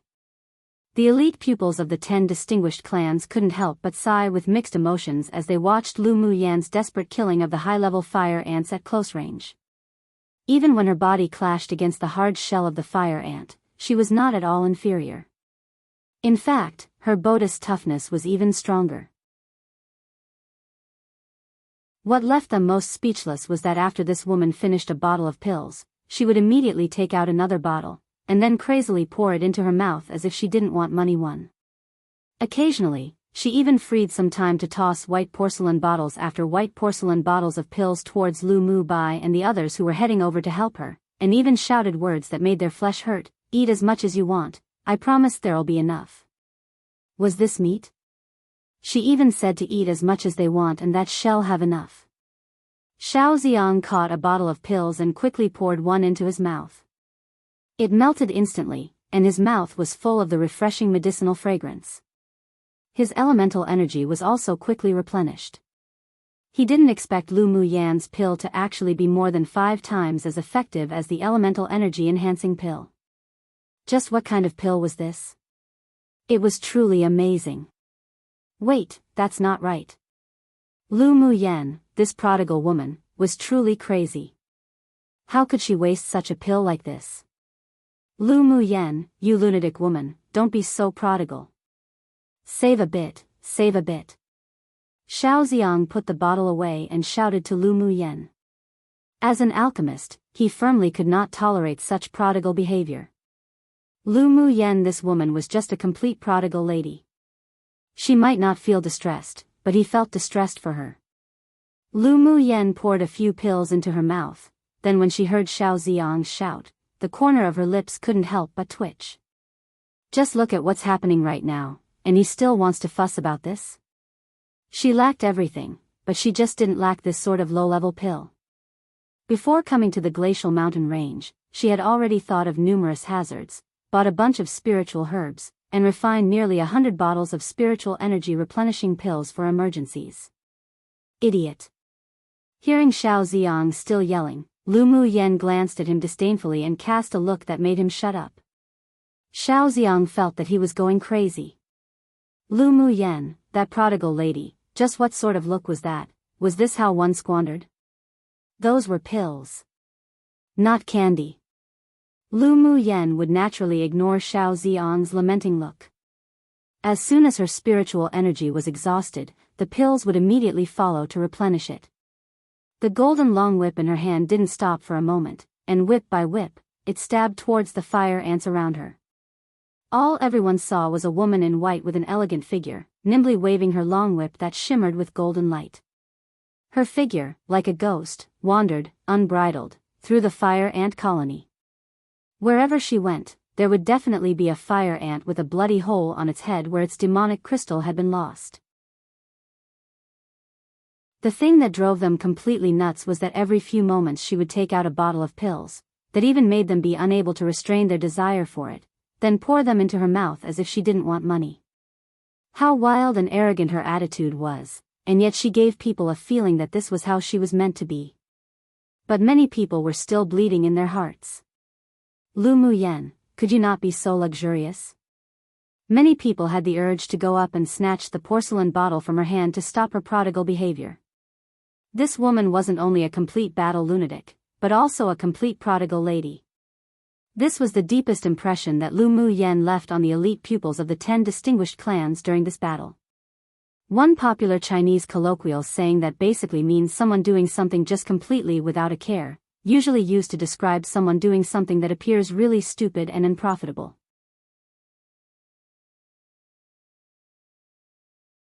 Chapter 104, Be Prodigal Together, Refreshing. Lu Mu Yan's fierceness and madness not only stunned the surrounding sword masters but also completely angered the besieging fire ant colony. Watching this petite human female pierce and kill their companions to the ground one by one, under the shrill command of a few tier 5 fire ants, all the fire ants that were besieging the others turned around. With little crimson eyes, they also crawled in her direction with madness. Standing on Lu Mu Yan's shoulder, Mo Yen was always ready to release the pressure of a king-class demonic beast, using his innate talent to suppress them.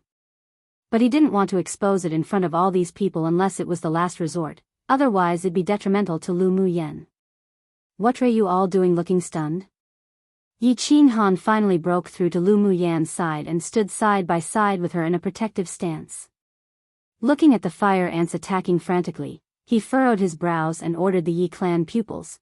All Yi clan pupils are to immediately kill these fire ants. Offenders shall be dealt with according to the clan disciplines.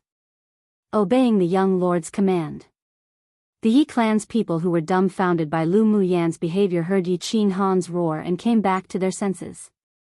They took up their magic treasures and leapt towards the periphery of the battle ring to slaughter the fire ants. The fire ants had only one target right now, and that was the female in white who was maneuvering around within the battle ring, so they completely ignored the humans who came up to attack from behind. Following the shrill of the tier 5 fire ants, the fire ants rushed forward desperately as if they didn't want their lives, just wanting to tear Lu Mu Yen into pieces. Lu Mu Bai and his party broke through close to Lu Mu Yan's location around the same time as Yi Qin Han arriving beside her. But right now, the other fire ants didn't care about them and only wanted to maniacally bite Lu Mu Yen to death. Meanwhile, they also freed themselves and surrounded Lu Mu Yen to kill the swarm of fire ants. When the Ling clan saw this, their expressions also changed. Ling Fei Hao and Ling Fei Li directed their clan's pupils to join the battle ring to help. Shi Feng's gaze kept falling on the porcelain bottle in Lu Mu Yan's hand. Seeing that the fire ant colony had gone crazy, he made a hand gesture to the Shi clan's people, tapped his toes, and flew into the battle ring. Shi clan's pupils, come and support quickly. Yes, young lord. Not far away, Mu Yi looked at the battle ahead with an indistinct expression. After thinking deeply for a bit, he spit out one word to the pupils of his clan, kill. After saying this, he flashed into the battle ring, then numerous sword auras scattered from him, falling right into the fire ant colony one after the other.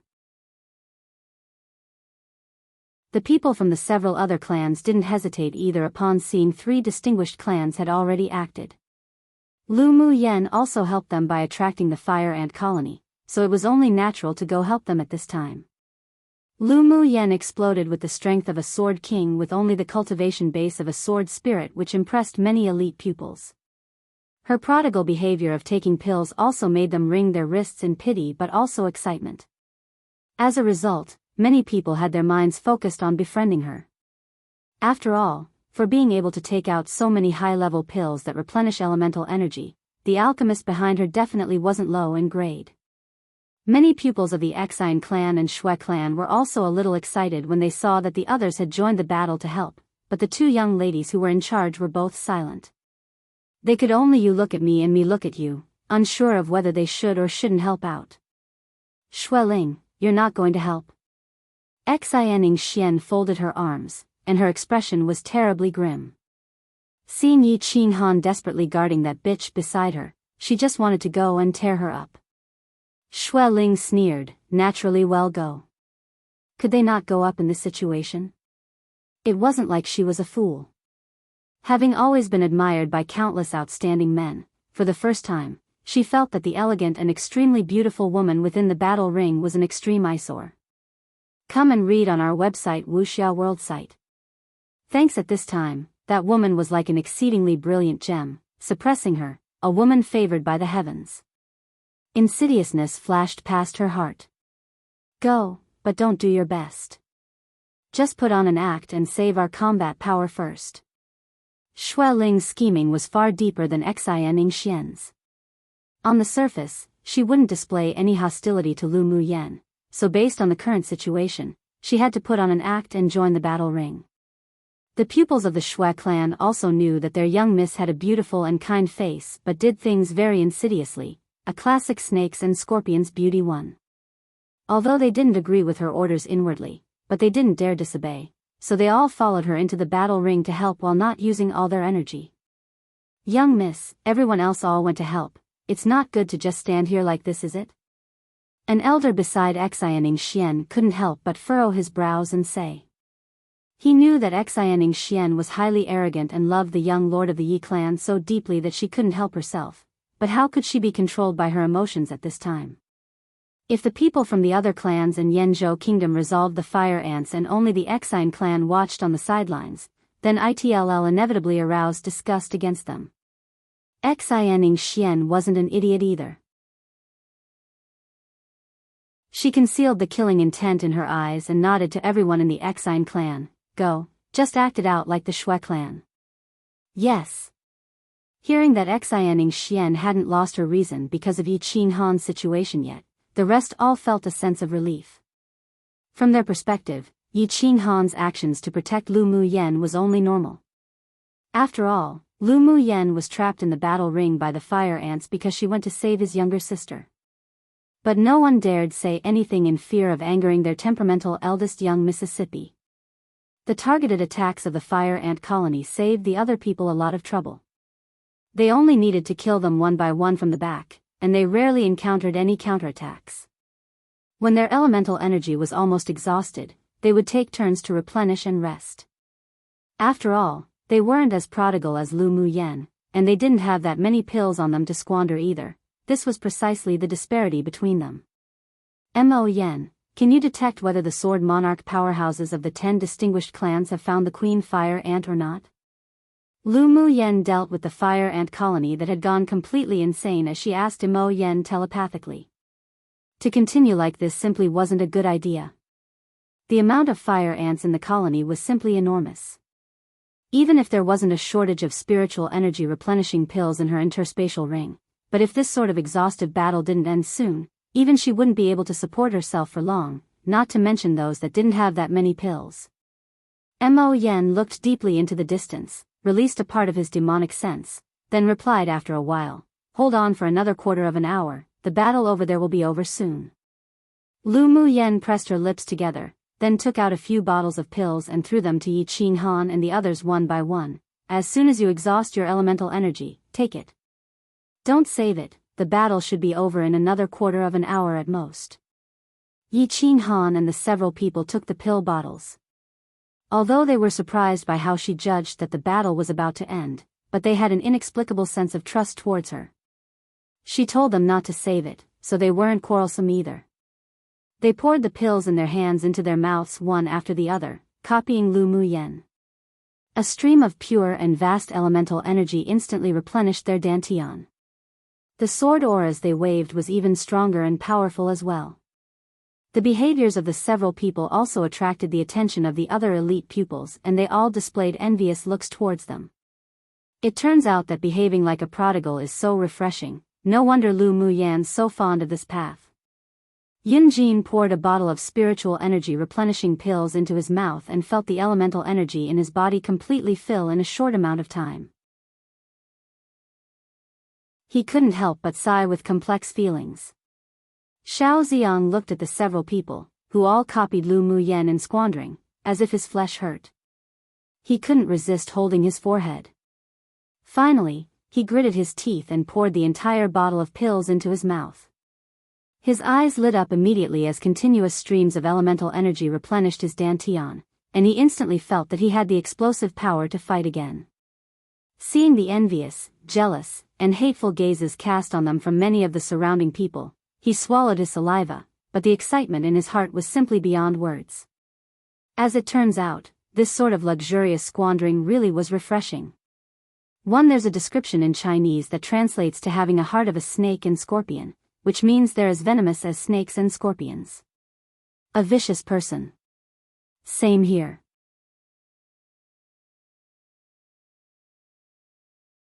Chapter 105, You Look Down on Our Xan Clan? Close to a quarter of an hour later, with Lu Yen as the center, the corpses of the fire ants piled up into small hills. The elemental energy of many people were almost all exhausted, but their surrounding area was still densely packed with crimson ants, like tides. Lu Muyen kept maneuvering through the fire ant colony with calm eyes, thinking that it should be around time. Sure enough, a harsh, piercing cry suddenly reverberated in the air, carrying the whine and pressure of an advanced phase Tier 6 demonic beast, which was many times stronger than the Tier 5 demonic beast's cry from before. Screech screech. The surrounding fire ants heard the high-pitched voice filled with despair and immediately stopped attacking Lu Muyen. Their sharp fangs ground together and created a sound that made one's hair stand on end. The leading Tier 5 fire ant's eyes grew bloodshot and in order to respond, also raised its head and shrieked a few times. Afterwards, the high-level fire ants quickly lowered their heads and burrowed into the red soil one by one while the low-level fire ants also scattered and followed without hesitation. Their queen had let out a desolate scream, and the cry for help grew louder and louder each time. All the fire ants were anxious and wanted to rush to the queen's nest, so they ignored Lu Muyen and the rest completely. The colony of ants came quickly and left quickly as well. In only a few breaths, they had all burrowed into the ground and disappeared. Some pupils who had no idea what was happening were still brandishing their swords as they watched their opponents disappear, dumbfounded. What's going on? Why did they all run away? The elders have successfully found the queen fire ant who controls the fire ant colony. They're going back to rescue it. The originally ugly expression of the middle-aged man who was acquainted with Lan Si grew slightly better. They finally withstood it. Hearing his words, many people couldn't help but feel relieved. They slumped to the ground and panted, resting. Although they were all elite pupils of the 10 distinguished clans and had encountered many dangers during their trial, but this was the first time they've experienced something like what happened today. Pupils of the 10 distinguished clans, do a quick head count and report to me a list of the deaths. The middle-aged man's eyes swept over the corpses that had been chewed on until only bone was left inside. This time, the loss was a bit severe. After his words fell, many people revealed looks of lingering fear in their eyes. When they discovered that there were a lot of missing companions, they felt a sorrow they had never felt before. Those that lost their brothers or sisters even couldn't help but weep silently. At this time, Lu Muyen was also sitting on the ground, pouring a bottle of pills into her mouth, quickly recovering her elemental energy, allowing herself to maintain her peak state at all times. Seeing that the battle was over yet she was still pouring pills into her mouth as if she didn't want money, Xiao Ziang couldn't help but twitch the corner of his lips, saying, Lu Muyen, the battle's already over, why are you still eating pills? Can you not be so prodigal? Lu Mu Yen looked askance at him with a rare trace of fatigue in her voice, naturally to be prepared for a battle at any time. After entering here, there definitely would be countless dangers awaiting them.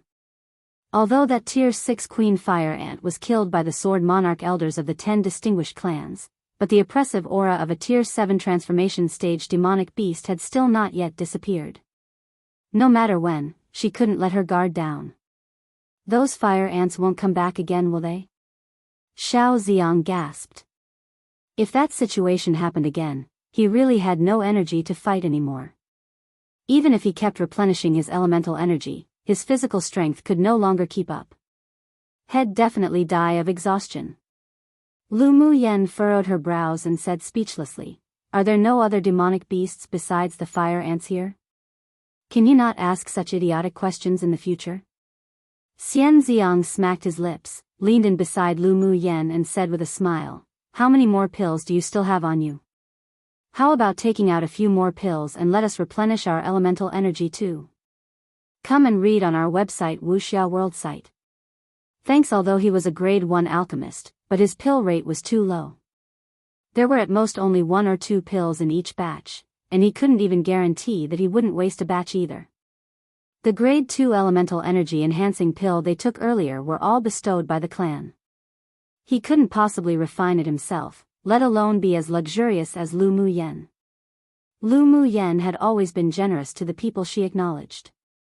She casually took out more than a dozen bottles of spiritual energy replenishing pills and threw them to Xiao Ziang and the others, as well as a few bottles to the Ling clan and Yi clan. Xiao Ziang opened the lid of the bottle and counted them. There were 5 pills altogether. His eyelids twitched uncontrollably. Why was it that the pills that were exceptionally precious in their hands were so worthless in her hands? Comparing oneself to another could definitely infuriate oneself to death. He carefully poured one out and put it in his mouth, then meditated to recover elemental energy, not acting so prodigal like he did during the battle earlier. Such a luxurious act certainly was refreshing, but in retrospect, his flesh still hurt badly. The conversation and actions of the two naturally attracted the attention of the others. They couldn't help but hold their forehead at Lu Mu Yan's behavior of casually tossing out pills. Did this woman actually know the value of pills? Could she not be this prodigal? Even if she wanted to be prodigal, at least give them some too. Standing not far away, Shi Feng kept staring at the white porcelain bottle in Lu Mu Yan's hand. His eyes grew darker, and amidst the voices of jealousy and envy of the other clan's pupils, he walked in front of her and said bluntly without any expression, "Lu Mu Yan, can you show me the pills in your hand?"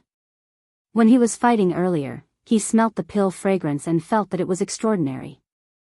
Not to mention he hadn't seen this sort of pill that replenished elemental energy so quickly, unless they were grade 3 or grade 4 pills. But when he accidentally saw the quality of the pill, it seemed to appear a lot like a grade 2 pill, so he couldn't stop the desire for exploration in his heart and walked up to ask. Lu Mu Yen remembered that in addition to the Yi clan and the Ling clan earlier, Shi Feng was the first to lead the pupils of his clan forward to help in the battle, and didn't handle it like the Shui clan and the Exine clan, so she nodded with a smile, took out a bottle of pills and handed it over. "I'll gift it to you." Xiao Ziang looked at Lu Mu Yen speechlessly. This prodigal lady, could she not be this generous? Shi Feng also revealed slight surprise on his face, but apart from his enthusiasm for pills, he didn't like to ask until the roots of things regarding anything else. So he nodded, thanked her, took the pill, and walked right back to his original place. He opened the lid of the bottle and poured out a rotund and smooth white pill, pinched it between 2 fingers and sniffed it. His brows were tightly knitted, then he put it in his mouth. Immediately, his eyes that usually didn't display much emotion revealed an indescribable shock. Looking at his expression, everyone knew that this pill was extraordinary, and they all cast their gazes to Lu Mu Yen. "Young lord, eldest Lord Shi could even obtain a bottle. We also went up to help fight just now. How about you also try?" A young man beside Mu Yi squinted and urged. Mu Yi chuckled, and a meaningful arc rose on his handsome face. "Sure." After saying that, he walked straight to Lu Mu Yen. Lu Mu Yen raised her head and looked at Mu Yi, who walked over. She also knew what he wanted to do, so she directly took out a bottle of spiritual energy replenishing pills and handed it to him. "They'll also gift you guys a bottle too." Mu Yi took the white porcelain bottle with a thoughtful look, and said with a smile, "Lu Mu Yen, you're very interesting, thanks." Lu Mu Yen was too lazy to guess what he meant by interesting.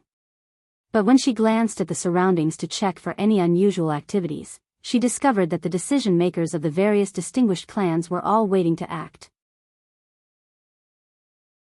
She took out 6 more bottles and stuffed it to Xiao Xiang, saying, "Go give these 6 bottles of pills to the other clans aside from the Shui clan and Exine clan." "Have you gone crazy?" Xiao Xiang hugged the porcelain bottle like a hen guarding her chicks, his eyes opened wide. Lu Mu Yen looked askance at his stupid appearance, displeased, and said in an impatient voice, "Don't be so short-sighted. With just this bit of pills and you can't find north, south, east, west anymore? Go quickly." Xiao Xiang feared that she would scheme against him, so he stood up and reluctantly went to deliver the pills. Except, when he just finished the delivery and sat back down in his original position, he heard an angry voice sound. "Lu Mu Yen, are you looking down on our Exine clan?"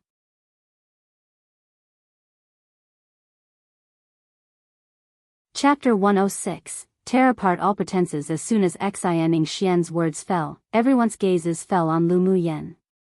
Lu Mu Yen raised her head, her eyes as indifferent as before, and her voice was cold. Young Miss Xian must have mythomania. Starting from Shifeng asking for pills, she had already decided on gifting pills. With how she took out so many spiritual energy replenishing pills earlier to use, she naturally attracted the attention of the people in the 10 distinguished clans. Instead of hiding it and tucking it away, it was better to gift them out generously.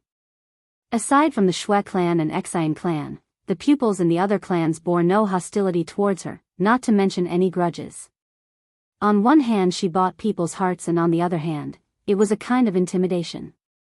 Except for people close to her, everyone else all thought that her pills came from that mysterious master. Being able to produce so many grade 2 spiritual energy replenishing pills was also a way to tell everyone that the master no one had seen before pampered her very much. Those who wanted to target her and the Lu clan should weigh their consequences first. She wasn't afraid of provoking anyone, but if she could use a tiger's skin to be her banner one, then she naturally wouldn't be so stupid as to tell everyone that the pills were refined by herself and that there simply wasn't any mysterious master behind her.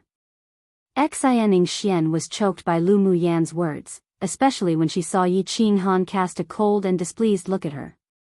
Her entire chest felt ablaze with anger, and jealousy almost made her lose all reason and go up to tear Lu Mu Yan apart.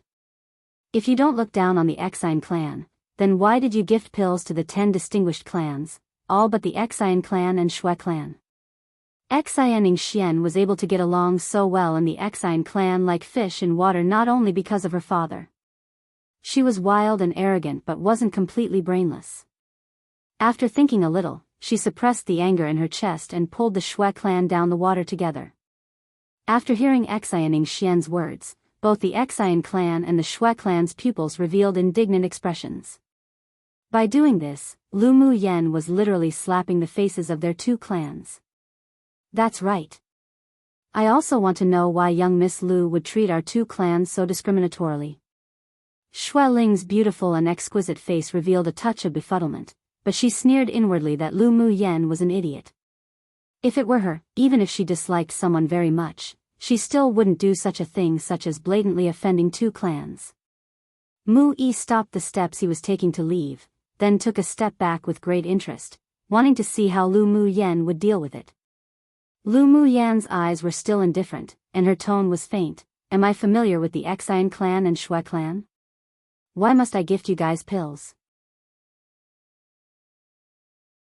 Seeing the indignant gazes of the pupils of the 2 clans, she sneered and said, "Just how much effort your 2 clans put in during the battle earlier is clear to everyone, so why must you openly discuss it and find unhappiness in it for yourselves? Young Miss Lu, you must have spoken incorrectly." Shui Ling brushed away the dust on her sleeves and said coldly, "The group of fire ants besieged you, but we kindly went up to help you. Regardless of how much effort we put in, it's still a show of our goodwill. Who would have thought that it was our fault now, and even made you hate us? Young Miss Shui really is a master of inverting black and white. I am ashamed that I am inferior. Lu Muyen raised an eyebrow and looked at Shui Ling, the coldness in her eyes not concealed at all. Was that group of fire ants besieging me at first? From the very beginning, we, from Yanzhou Kingdom, were the first to help and rescue you guys from the siege. It shouldn't even be your turn if we're discussing goodwill, right? Furthermore, the pills are my own. I'll give it to whoever I like. I just simply think that you're not pleasing to the eye, so I don't want to gift it. So where comes the favoring someone and discriminating against another? The situation of Shui Ling annulling the engagement between her and Ling Fei Yang was known by all. She just simply considered this woman not pleasing to her eyes, and she was even less afraid to speak it out loud and offend this extremely hypocritical woman. Lu Muyen, are you trying to tear apart all pretenses with the Xian and Shui clan?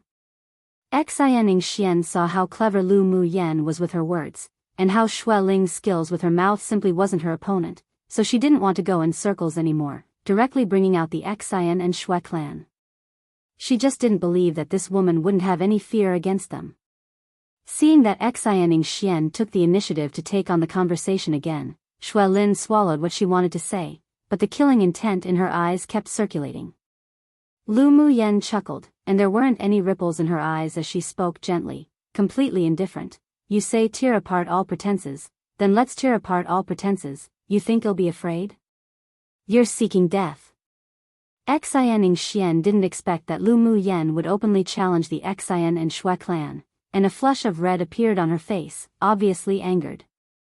Come and read on our website Wuxia World site. Thanks. Meanwhile, Lu Muyen just sat there indifferently and calmly, without a trace of fear or hesitation on her face. Even while facing Xian Xian's use of the two distinguished clans to oppress her, her expression still didn't change. That natural, nonchalant attitude was as if she were simply discussing about the weather today with Xian Xian, and it sure made many people look at her with new eyes and increased respect. But there were also a small number of people that disagreed with her lofty stance. Although Xian Xian provoked first, but Lu Muyen publicly not giving Shui Ling and Xian Xian any face was equivalent to slapping the two clans' faces. Such behavior was a bit too insolent.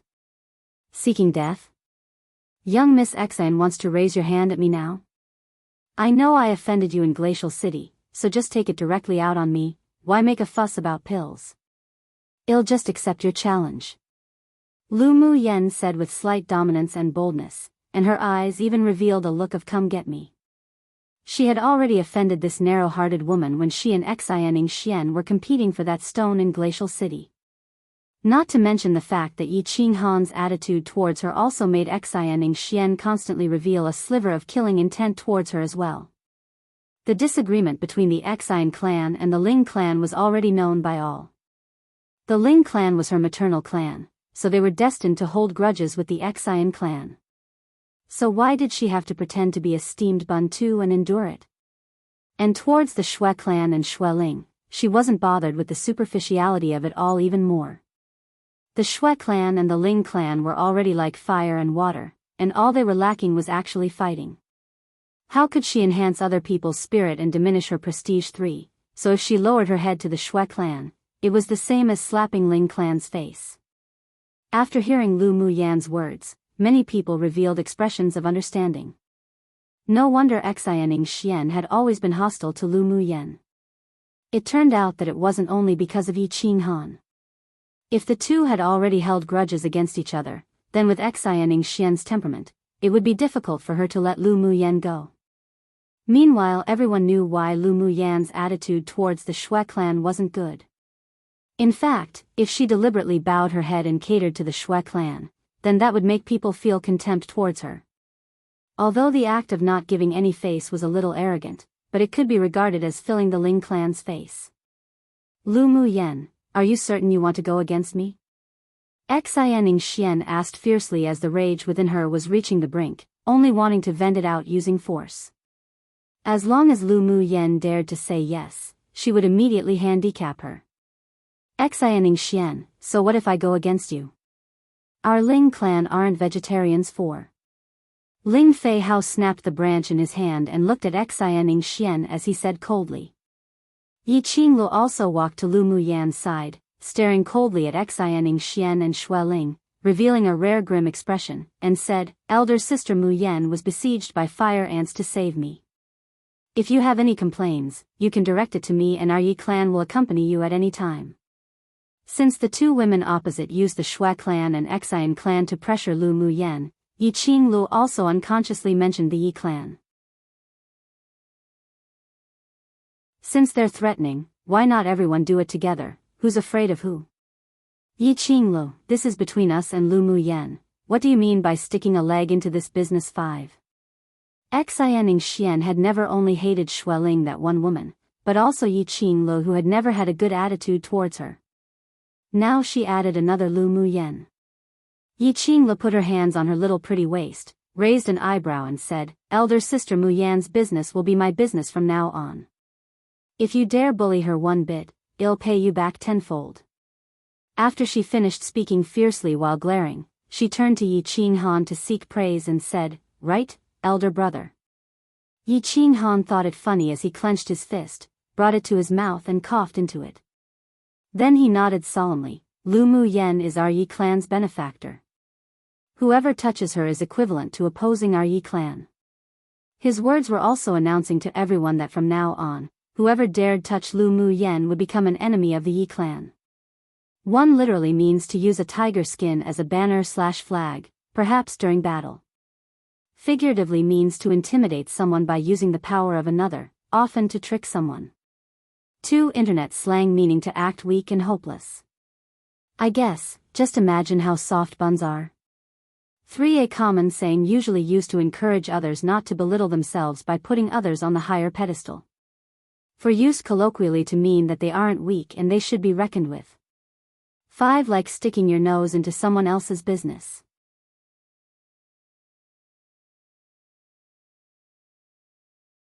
Chapter 107. The pressure of the Xian clan's sword sovereign. The moment Yi Qinghan's words that defended Lu Muyan came out, the faces of many people present changed.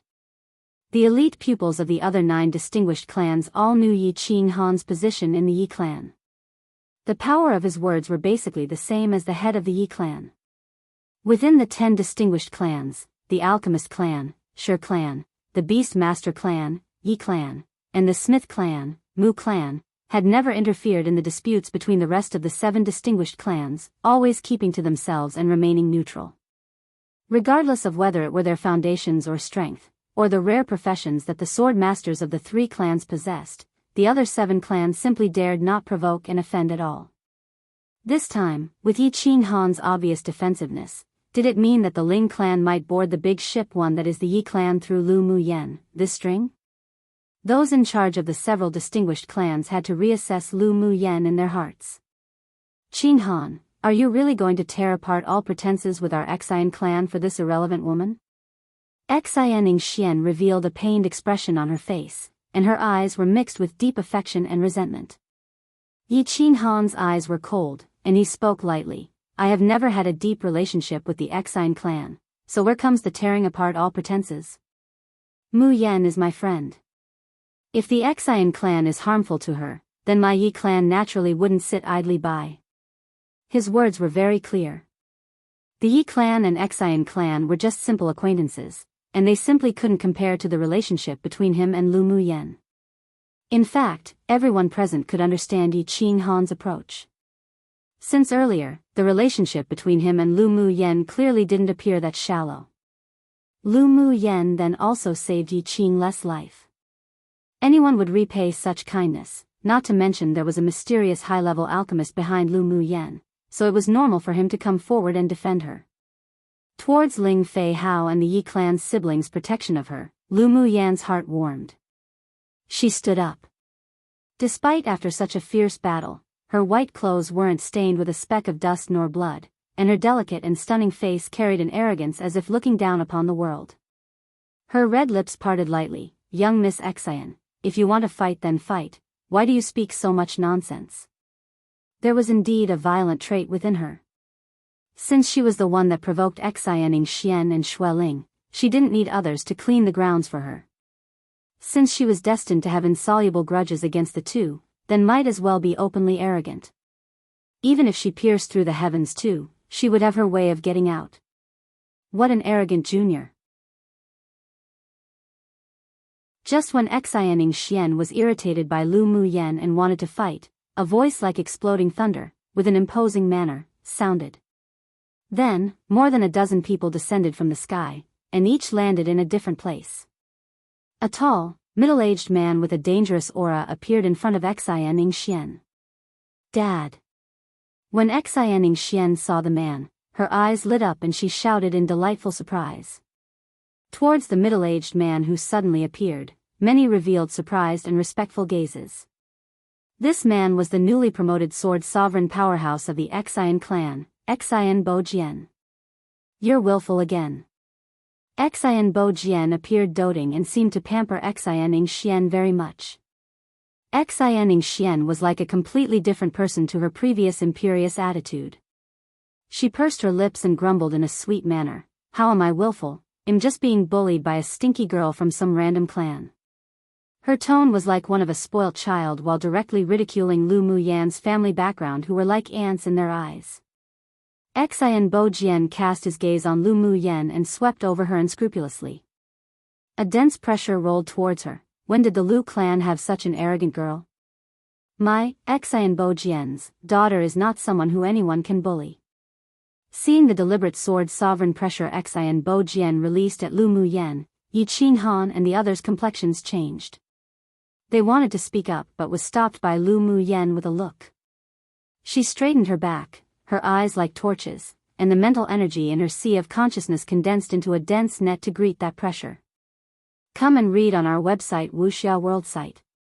Thanks. A silver bell-like laughter poured out from her lips, and her voice carried some ridicule. I've only ever heard of the saying when one hits the small one, the old one comes three, but who knew that we haven't even started fighting and the old ones come.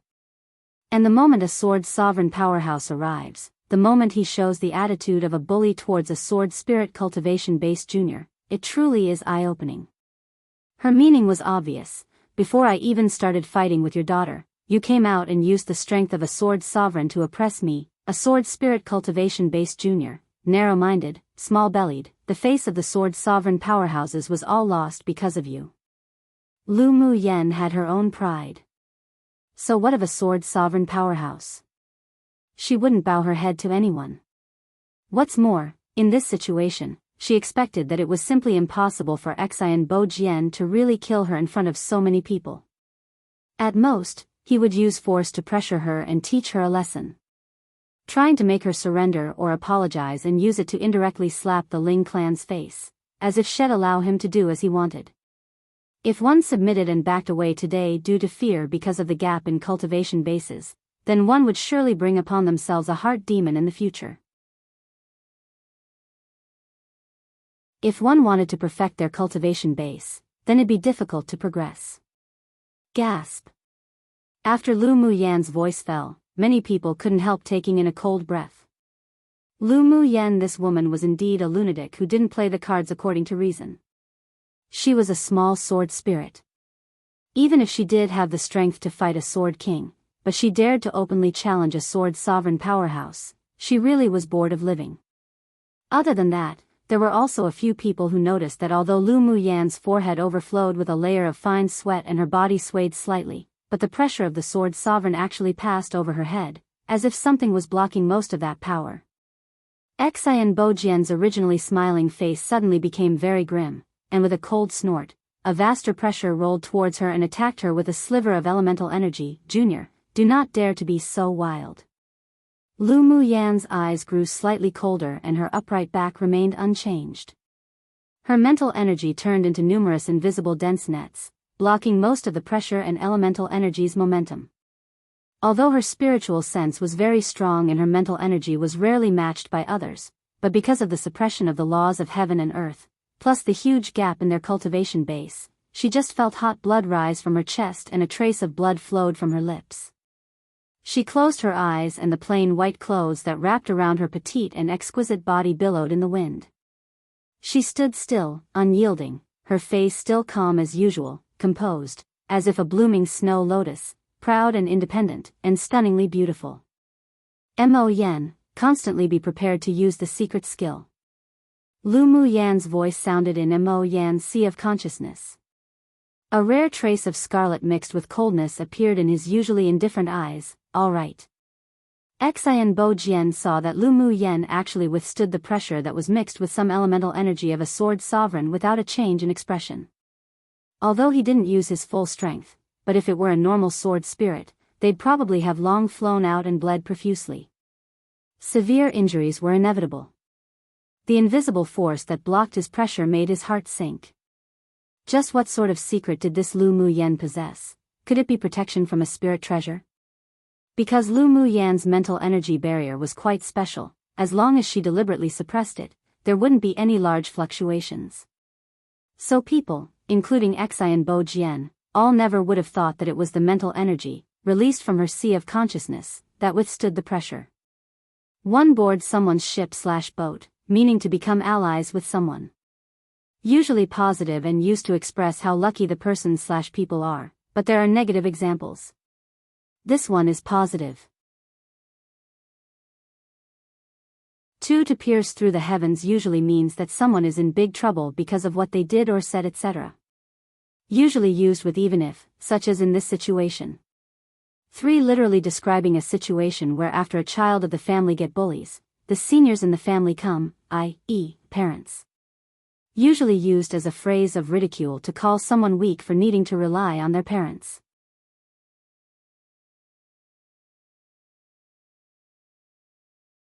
Chapter 108. Kneel and admit your wrongs to my daughter. When Lu Mu Bai stretched out his hand to draw his sword, and when Yi Qing Han and the leading sword monarch powerhouse of the Ling clan was about to step up to speak, Lan Si suddenly walked in front of Lu Mu Yan. Senior Xian, Lu Mu Yan is a student of our Empire Academy and even one of the elites of the younger generation of our Yanzhou kingdom.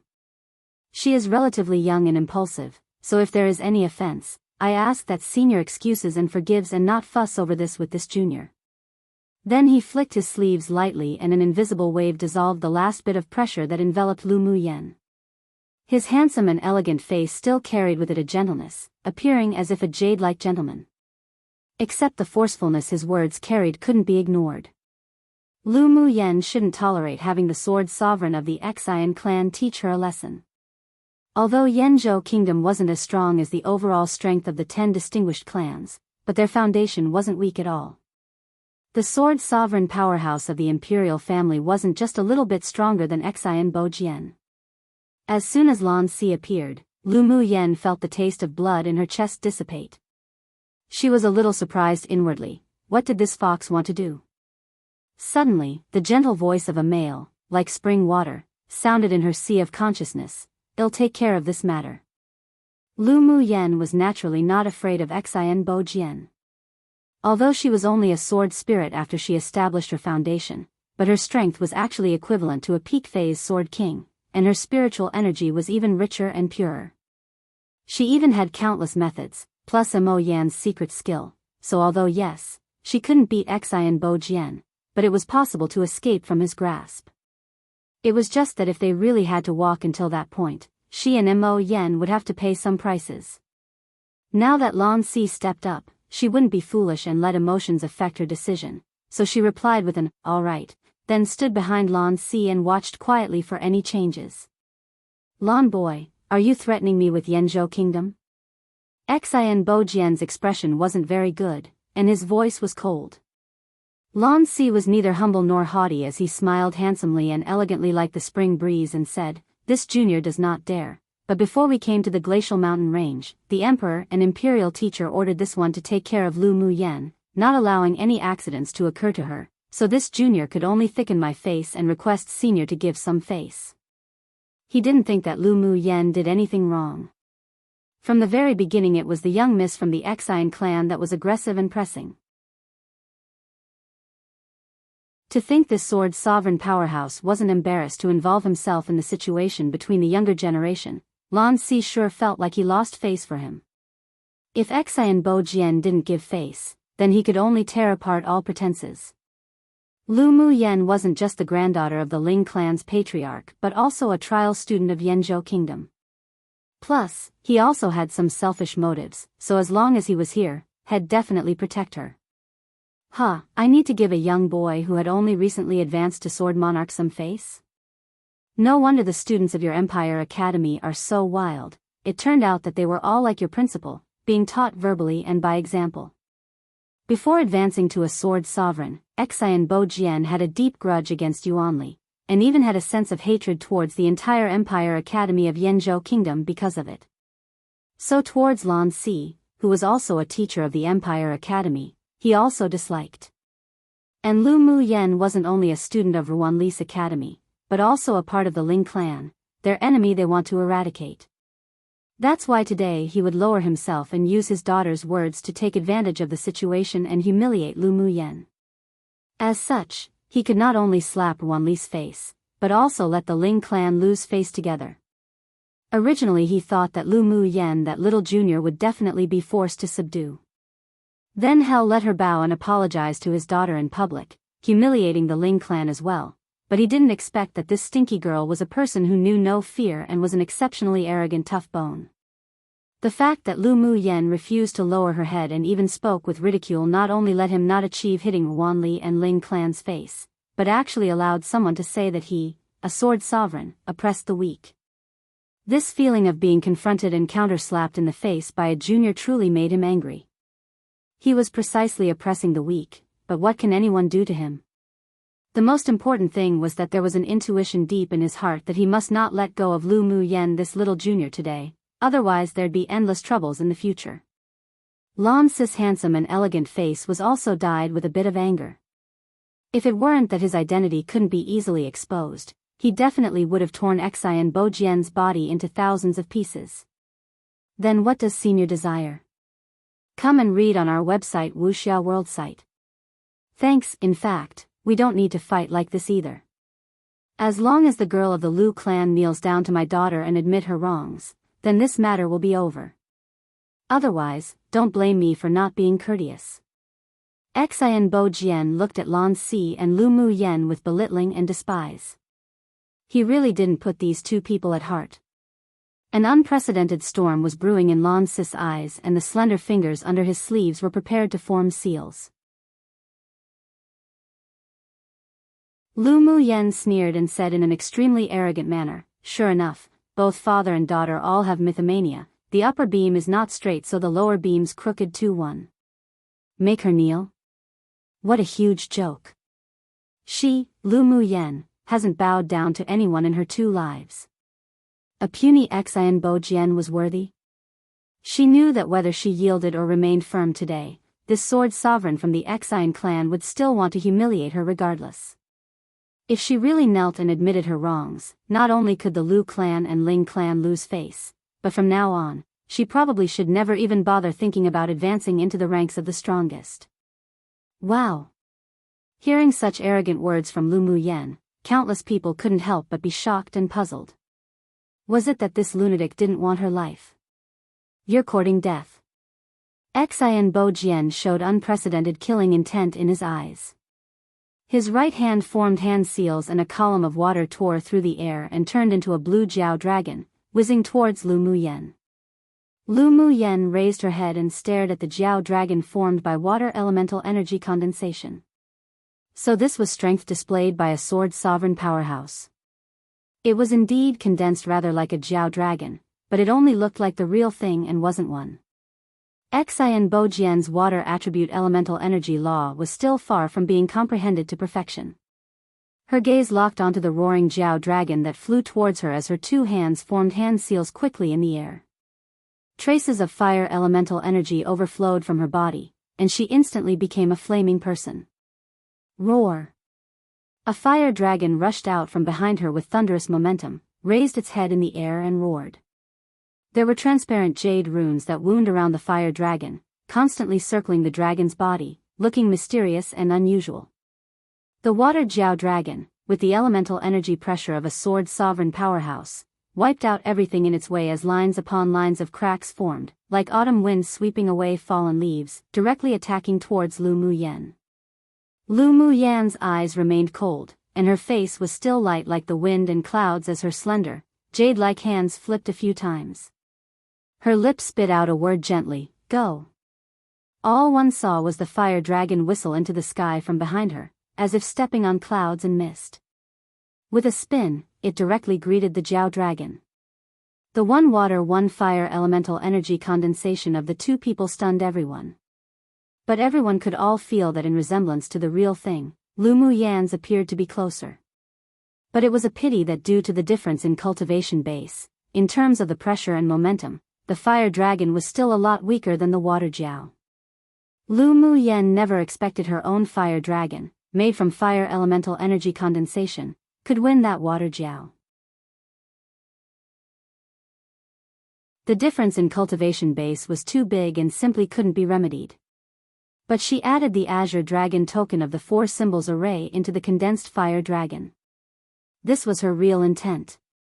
She couldn't hurt Xian Bo Jian, but even if she was severely injured, she must take this blow.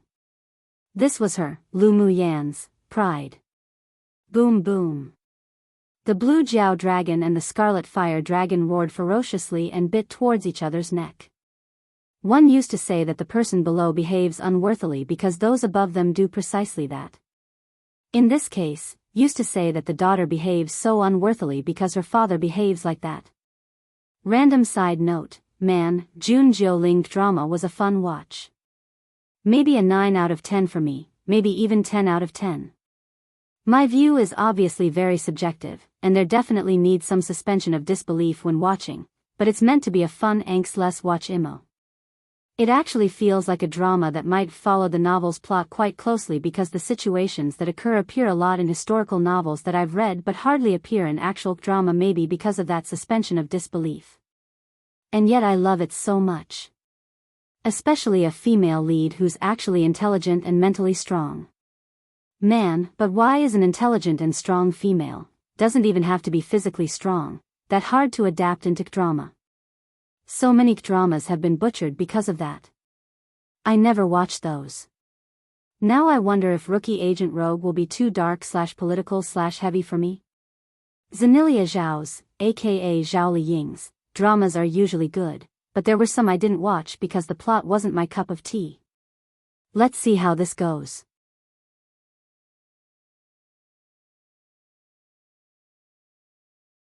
Chapter 109. Although defeated, but with honor. When the two clashed, the power of the blue and red instantly burst into a dazzling light. The earth trembled and shook a few times as the overflowing power of the two swept across the surrounding area. Everyone quickly mobilized the double-layered defense of an elemental energy shield plus a defense-type magic treasure. Crack. The surrounding trees all collapsed, creating loud cracking noises. Lu Mu Yan started fixedly at the cluster of light in midair.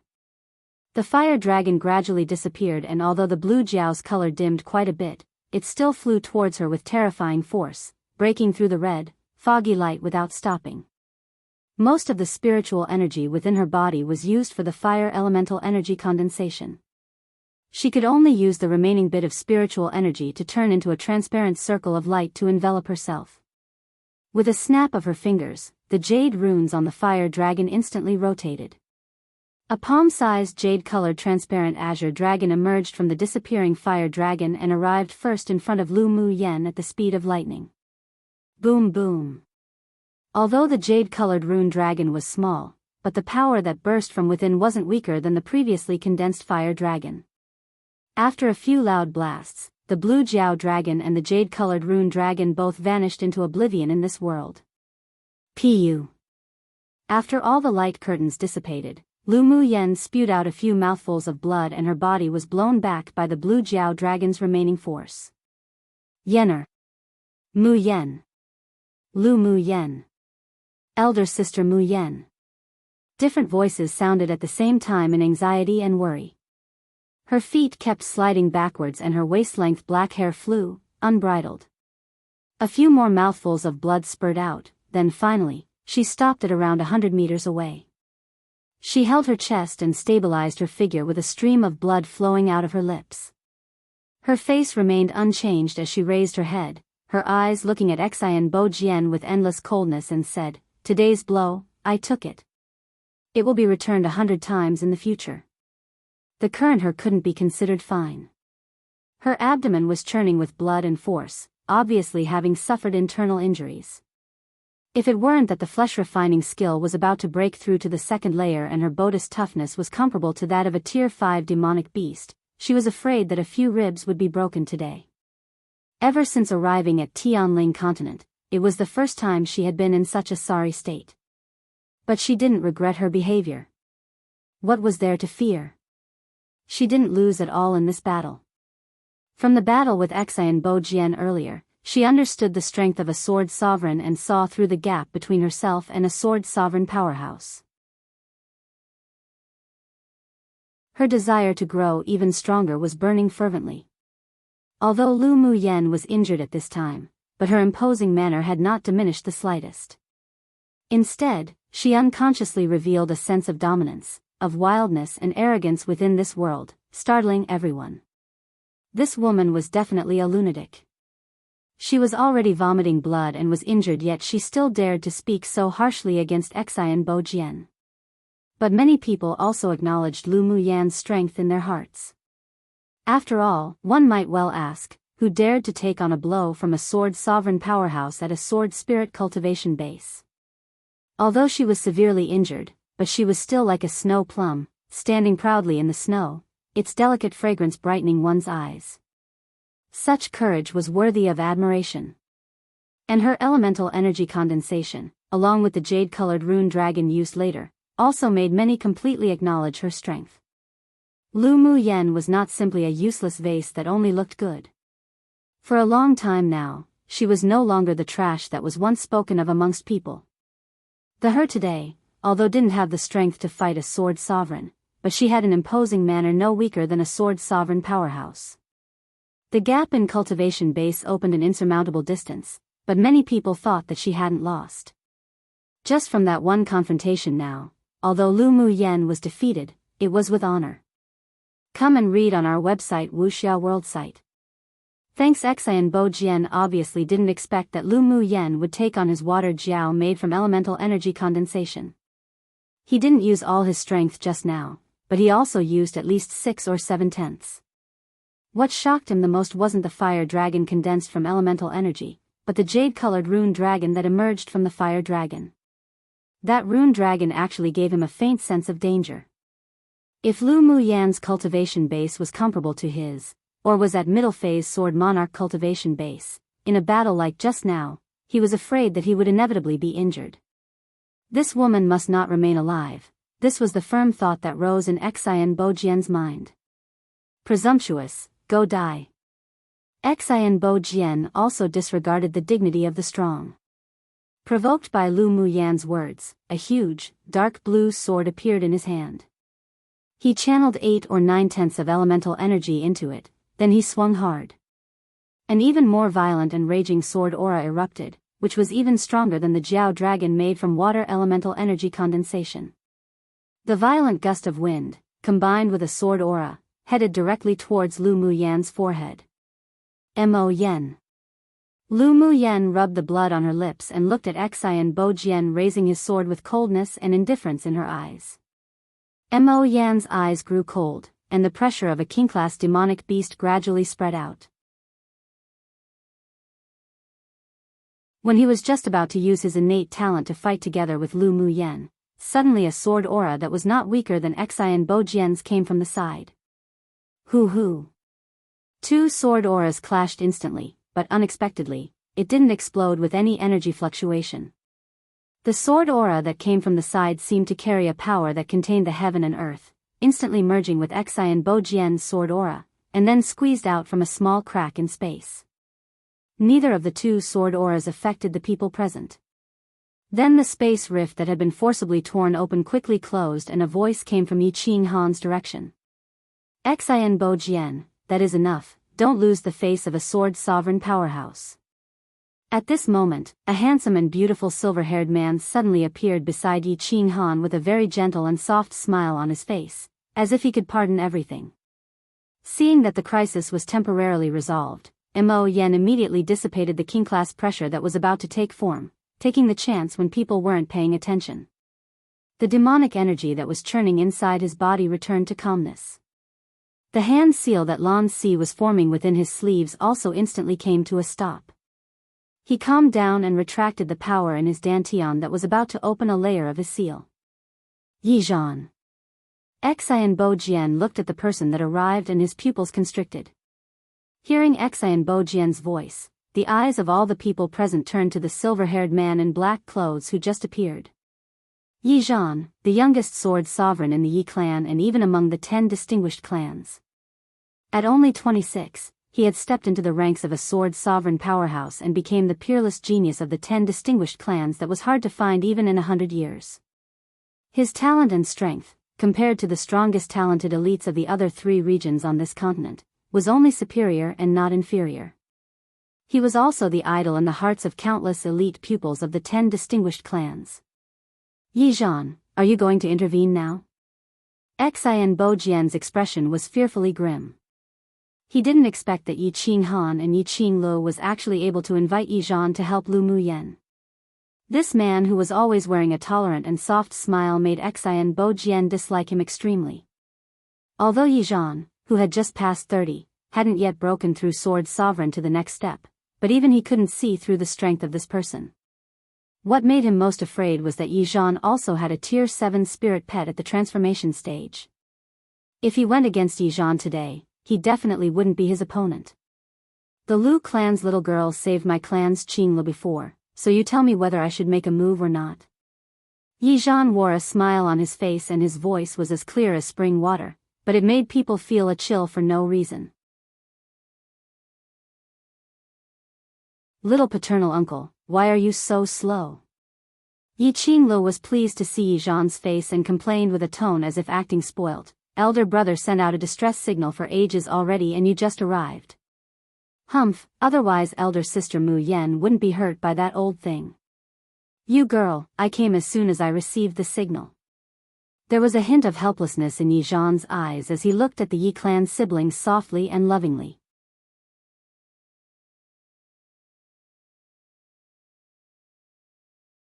Chapter 110. Saved from the predicament. The appearance of Yi Zhan also made Lu Mu Bai and the others, as well as the sword monarchs of the Ling clan, feel relieved. Yi Zhan, are you really going to meddle in other people's business today? Xian Bo Jian's eyes were full of dark haziness. He originally wanted to kill Lu Muyen here today, so even if he returned from the glacial mountain range, it would be too late for the Ling clan and Lu clan to even complain. Except he completely didn't expect that Lu Muyen would save Yi Qinglu earlier, and there was also an unclear relationship between her and Yi Qinghan. Now that Yi Zhan appeared, it seemed that he wouldn't be able to kill her anymore. Yi Zhan nodded lightly, naturally. As a sword sovereign expert, why fuss with a little girl at sword spirit strength? This time, how about for the face of our Yi clan, you let it be. It wasn't that it was impossible for Yi Zhan to insist and exert pressure on Xian Bo Jian to resolve this if he wanted to, but the birth of the heavenly frost golden crystal was imminent, and time didn't allow them to cause trouble again. Now he gave Xian Bo Jian a step to back down, but if this person still insisted on acting against Lu Muyen, then he could only use force to resolve it. The look in Xian Bo Jian's eyes were cloudy and uncertain, very cryptic. Then finally, he swept his gaze over Lu Muyen coldly and said, "All right. This time, I'll spare her life for the sake of the Yi clan's face. If there's another instance of this, I will definitely not hold back. As such, I thank Fourth Master Xian." Yi Zhan's tone was light, and he automatically ignored Xian Bo Jian's threatening words. With his temperament, if it were under normal circumstances, he wouldn't even talk nonsense with Xian Bo Jian. Xian Bo Jian was the most hopeless sword sovereign among the 10 distinguished clans. In the future, his cultivation base would probably stop at sword sovereign. But he felt that on Lu Muyen, there was a flourishing aura like the rising sun from the east in its early bloom, full of preserved energy ready for the future. After watching the battle just now, he came to a conclusion. How is this woman a fish in a pond? Upon greeting a storm, a dragon she will become one. Lu Muyen lowered her eyes and concealed all the killing intent in them. The Xian clan was truly pushing people too hard. She would definitely make the Xian clan pay a heavy price in the future. Dad! Xian Xian couldn't help but yell out. Today was the perfect opportunity to get rid of Lu Mu Yen. Xian Bo Jian also had anger that was unable to be dispersed.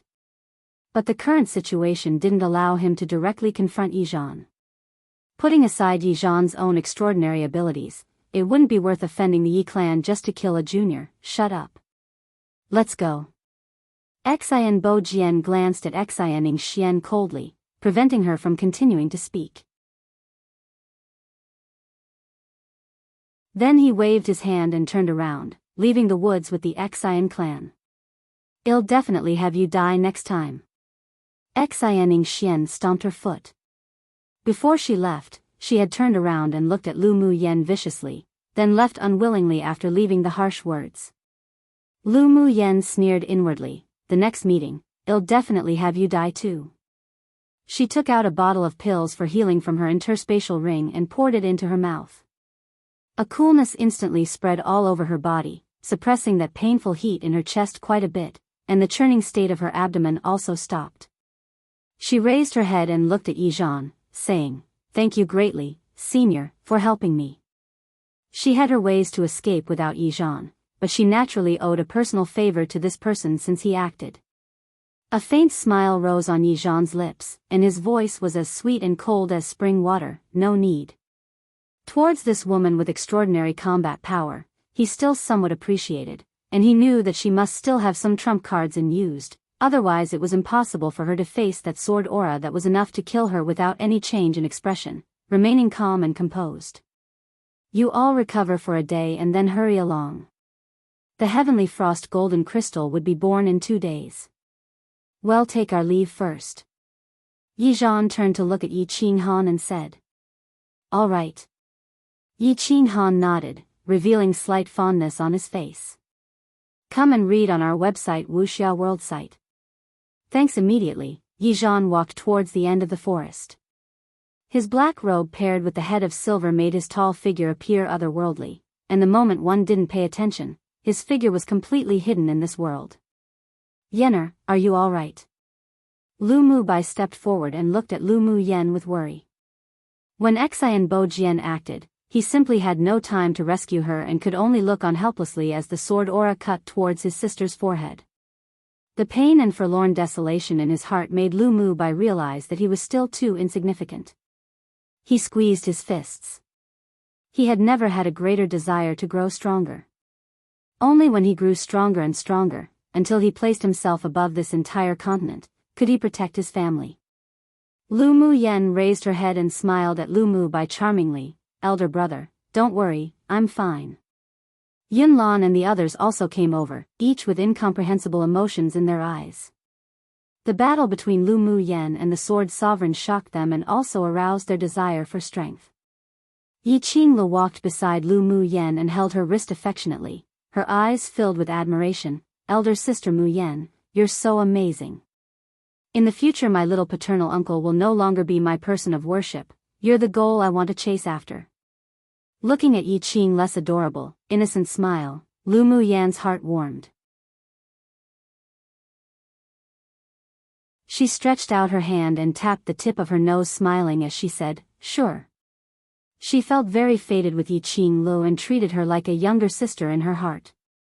Qinglu, stop pestering Mu Yen, let her recover as soon as possible. Yi Qinghan's handsome face also revealed a slight smile. Lu Mu Yan's eyes were filled with streams of light. Qinghan, my deepest gratitude. Qinghan's repeated defense for her tonight made her moved. Why is there a need for verbal gratitude between us? Yi Qinghan shook his head with a smile.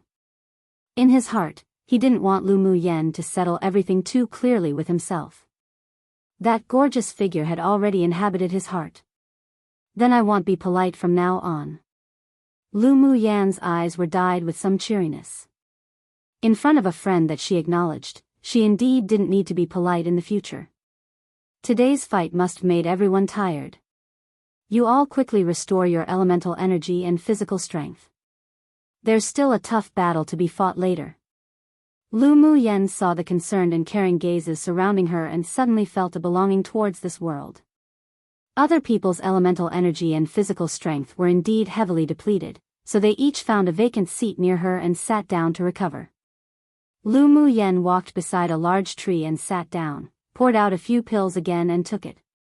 As soon as she raised her head, she met Lan Sis' gaze not far away. "Teacher Lan, the favor of you protecting me today will be repaid in the future."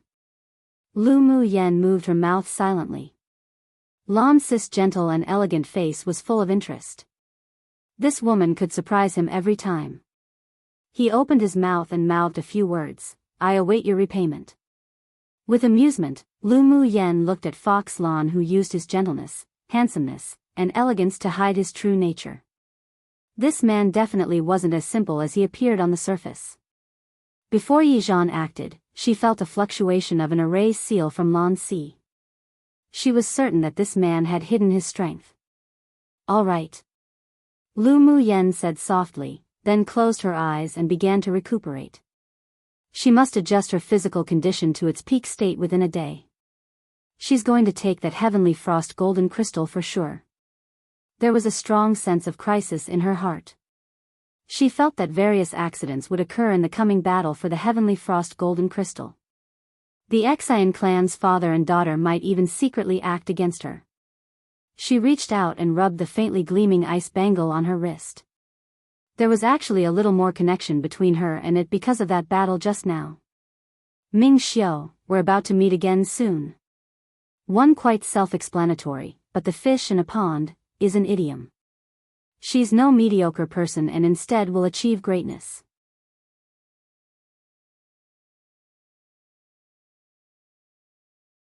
Chapter 111, Erase marks. A day later, Lu Mu Yen opened her eyes. The injuries within her body had been healed by the energy-nourishing pill, and her elemental energy and physical strength had also been restored to the peak. The people in the 10 distinguished clans, except the Xian clan, got up one after the other, looking towards the end of the forest, preparing to leave under the command of the middle-aged man. "You all also get ready. Well, set off in a quarter of an hour with the 9 distinguished clans."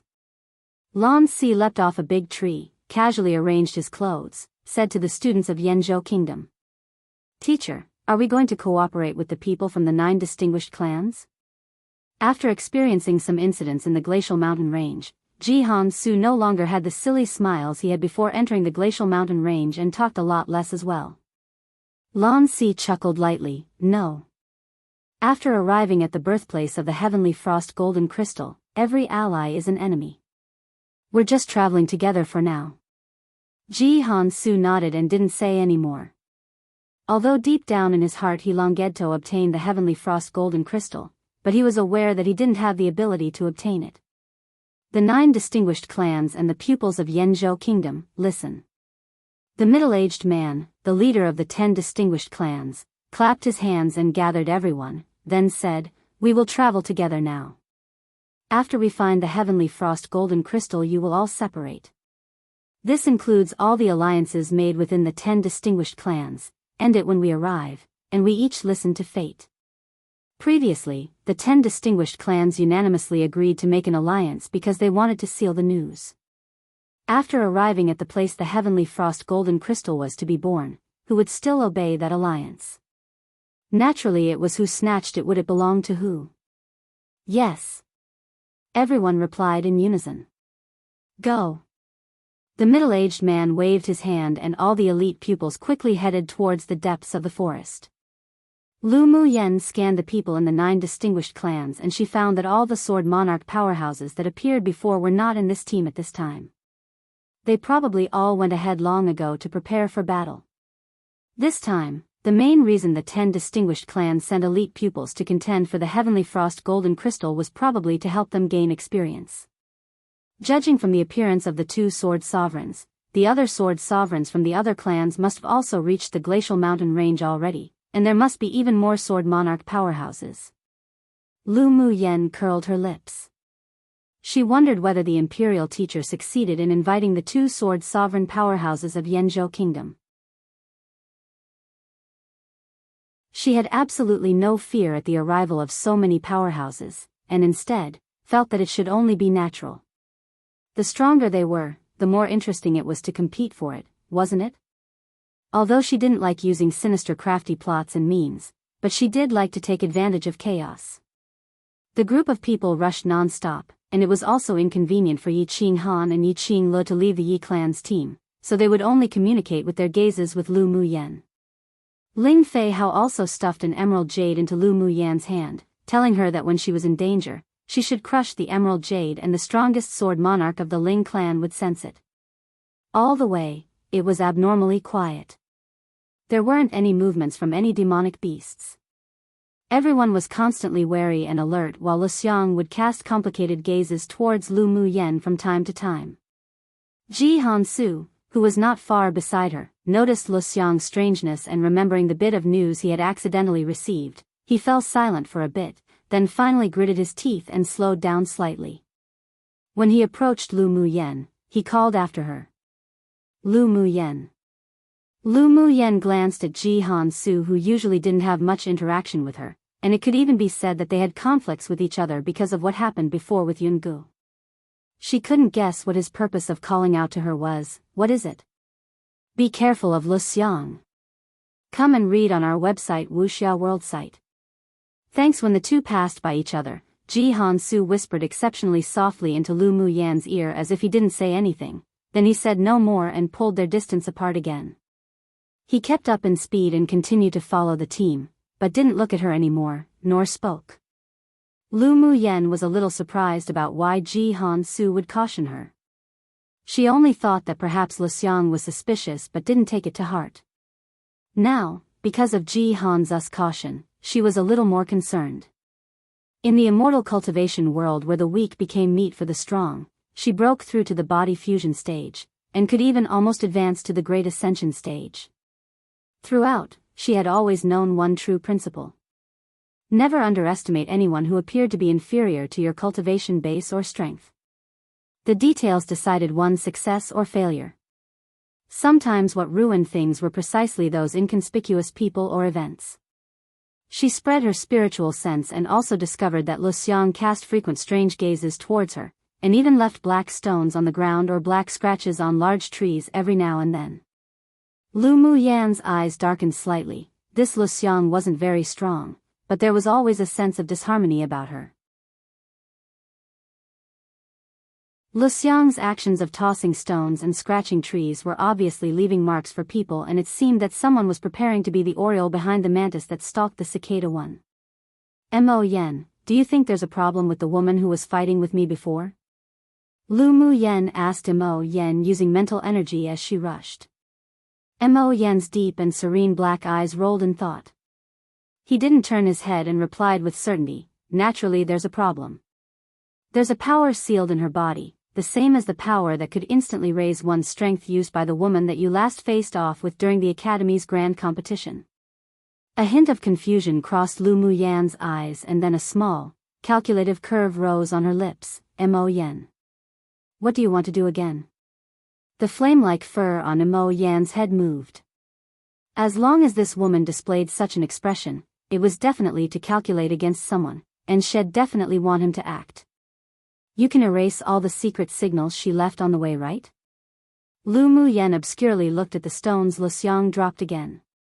Mo Yen closed his eyes. He, a dignified king of a portion of the demonic realm, to think would meet with misfortune and fall to this sort of unfavorable situation where he was ordered by a woman to do these boring things. You think if you erase their secret signals, those people won't be able to find where the heavenly frost golden crystal is? Those people can naturally find it, but they wouldn't have time to prepare an ambush. When they arrive, it'd be perfect for them to mess up the situation, and then we can take advantage of the chaos. Lu Muyan's lustrous and bright eyes that were like glass carried a smile. Mo Yen twitched the corners of his mouth. This woman was indeed not some righteous person, but it was just to his appetite.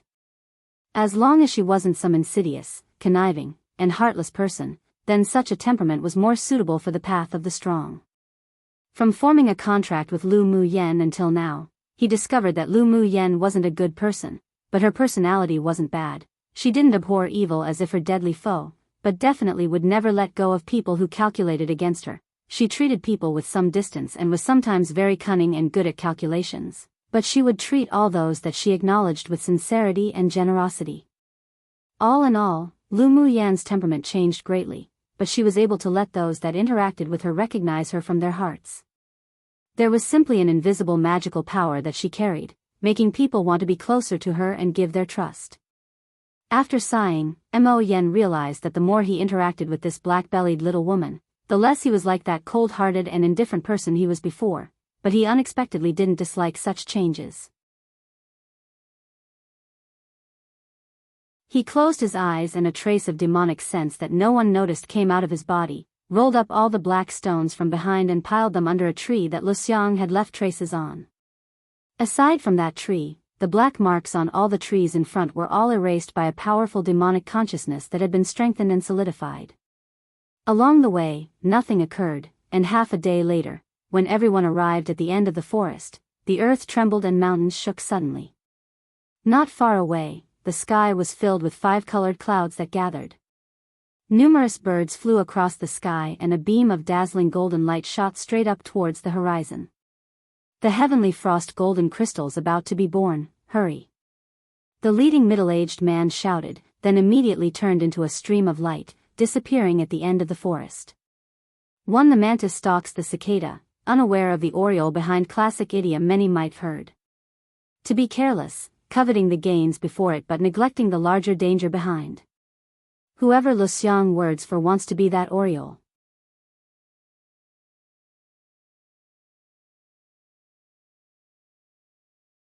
Chapter 112, Anomalous Phenomenon. One after the other, the golden light that shot directly into the sky not far away slowly dispersed, carrying a gentle energy, echoing with the 5-colored auspicious clouds in the sky. Suddenly, a colorful rainbow hung in the air, magnificent and beautiful. Quick, go!